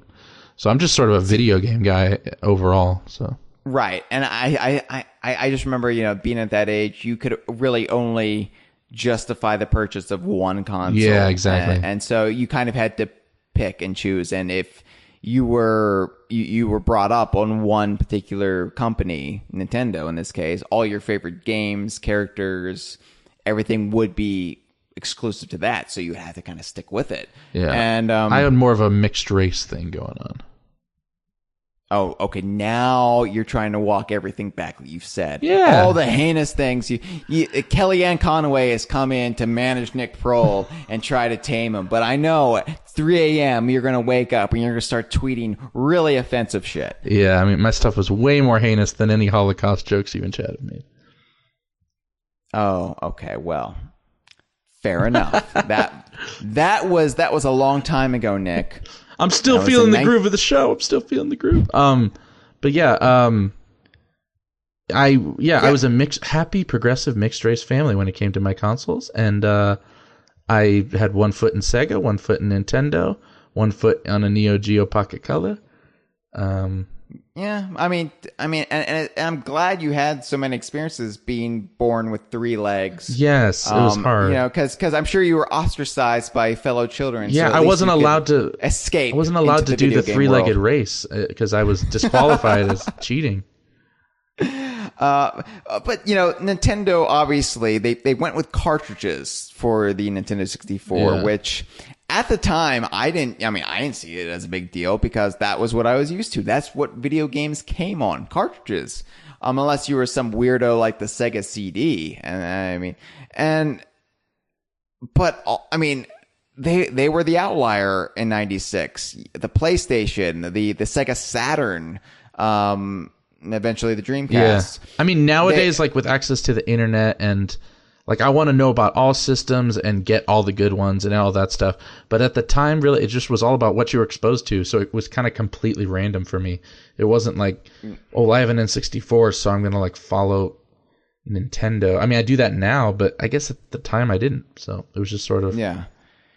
And for me, though, I didn't understand, the inherent out of step kind of tone deafness of continuing with a cartridge-based system when everything was becoming disc media. I always wondered. I was I wonder why they still do that. Well, and there were definitely benefits to having a cartridge. The loading times were heinous back then, and great way to collect dust if you have a collection of dust. Yeah, so but you could blow in cartridges. There's nothing more satisfying than that. Yeah. But but not having poorly done live action cutscenes or whatever, that I guess that could be considered a benefit. Although I'm sure many developers saw that as a hindrance for the N64. But that's the thing. Nintendo was the outlier at this point, and everything else had gone to disc media. So they inherently, from the start, alienated their third parties. Nintendo was, a company built on the strength of not only their own games, but all the third parties they attracted. Mm-hmm. All of a sudden, the N64 had, a lot of third parties initially, but it just kind of tapered off. Yeah. And then when you got to the GameCube and they went with those tiny little discs, that confused me. They continued to do it. With the Wii, they had, an entirely different infrastructure. So N64 was the death of Nintendo's relationships with third party. I will say that. And really, that was the death of them being the industry king. And I mean, they might be getting back to it a little bit. I mean, like them and Platinum have a thing going now. Them and okay, but Retro. At this point, I mean, Sony and Microsoft have kind of got that whole market cornered. But with what good games? None that I mean, none that you like. But it's not necessarily what you and I like, Nick. It's what the masses like, and Nintendo's kind of become like this podcast, a niche product. And this started with the N64, even if it wasn't readily apparent, because who was going to say Nintendo was going to be overthrown by Sony at their own game in 1996? That seemed ludicrous. It is niche, but then again, look at Pokemon Go's success of ruling the world. Pokemon Go isn't Nintendo. Nintendo has a small stake in it. But I feel like it's connected in everyone's mind. They might as well just say, "Oh, I'm playing Nintendo." To most people, I feel. Yeah, Nintendo stock prices went through the roof, and I finally sold my 3 shares. But the thing is, then once people figure it out, Nintendo had nothing to do with it. Those stock prices plummeted. Maybe we'll get our own Niantic console. Okay, so here's my thing. Nintendo 64 is mostly fondly remembered. But would the N64 be as fondly remembered if it weren't for Rare? No. Because you look at Nintendo's stable of classic games: Super Mario 64, Ocarina of Time, Majora's Mask, Star Fox 64. Let's go with Super Smash Brothers. I'll be generous. Beyond that, and maybe a couple others, I mean, everything else was Rare. Banjo-Kazooie, Diddy Kong Racing, GoldenEye, Perfect Dark. Rare beefed up Nintendo's output and made up for the lack of third parties, because Nintendo 64 was the first system that said, okay, maybe we don't have all these games that the PlayStation has, but we have the best games. The N64 is the Rare box, essentially. I mean, for me, and if I wasn't playing Rayman or some treasure imported game, I was playing Rare games, and I agree, but I guess people for sure will accuse us of being this whole thing just being a thing to say the N64 would have been nothing without Rare. No, but okay, even today though, I mean, this is kind of a hindrance to Rare almost at this point, because even today, Rare can't shake the curse of being known as the hot developer for the N64, the developer that made the N64. To the point where ex-developers of it are making just an N64 game in the modern times. Well, okay, yeah, and that's what I want to bring up, because you look at all these 3D platforming revivals now, Lobo Destroyo, which, I have a personal stake in. It billed itself as, a revival of those classic N64 platforming games. And one of the backer rewards was getting a physical N64 cartridge for Lobo Destroyo. Yooka-Laylee, though, same thing, offering an N64 cartridge for backers, a throwback. That's all known as, because of Rare, and that's what Rare still thought of. They can't shake that curse of, oh, when's the next Banjo-Kazooie coming out? You're gonna make a new GoldenEye? It was a blessing and a curse. You look at the GameCube and how the drop-off as far as how much the GameCube is around. And sure, there's a lot of millennials, younger millennials who love the GameCube because that's what they grew up with. I love the GameCube. I think it's fair to say that the GameCube isn't as fondly remembered as the N64. It depends who you're talking to. I'm sure there's a YouTube contingent of Let's Players and stuff that are Nintendo fans and love Melee and Sunshine and all that, or Sunshine. Sure.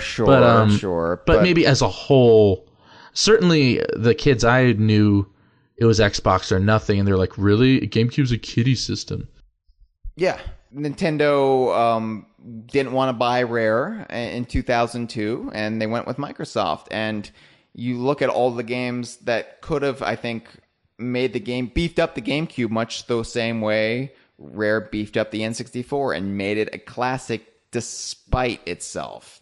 And look, there's lots of great games that weren't made by Rare for the N64. Of course. I'm just saying, you need more than a few great games to make a system. You need a library. Yeah. The Nintendo 64 shouldn't have had the library it had, and it did. And that was because of both Nintendo's games and Rare's games. After that, though, you just had Nintendo's games. PS1 had Naughty Dog with Crash, Insomniac with Spyro, Squaresoft making the Final Fantasies, Konami making the Metal Gears. Nintendo had, we got Rare. You know what I mean? Yeah. Sort of was it. Yeah. But Rare was powerhouse. For turn out game after game. They're like 4 companies in one. They're so great. But I'm just saying the other Sony had so many fingers in different third-party pies compared to Nintendo. Yeah. I just think it's funny because I remember even at the end of the N64 era being hard on the N64 and saying, well, the N64 was ultimately it wasn't as good as the Super Nintendo, but looking back on it now, it's just preference, really. Looking back on it 17 years later from when I was making those comments, I'm thinking, no, the N64 was a great system, but it's really when the rot started in, Yeah, and, I don't like the take that people are saying that it's just nostalgia based, and if you go back to the N64, you'll see it doesn't hold up. But for instance, like I said, my first exposure to Donkey Kong was Donkey Kong Land and DK64. I didn't grow up with the country titles in my household, but having played them since then, like I'm able to admit like the thing that came before it is better. But I don't know what I'm trying to get at here. It's probably not making any sense, but I think the N64 is great, and I can prove it's not just nostalgia because I don't have any nostalgia for a lot of Super Nintendo games, and I think they're freaking amazing. And even sometimes better than the N64 in some regards. But I think the N64 holds up a lot of the games. I think it's also, you look at the games, and they're just really good games. Yes. And you look at, starting with the GameCube era, Nintendo was always trying to reinvent the wheel. Like, here's Mario, but he's got a water pack, and here's this, and here's that, and either it was a nostalgic throwback or it was just throwing a gimmick on top of a pre-existing idea. The Nintendo 64 just was full of good games.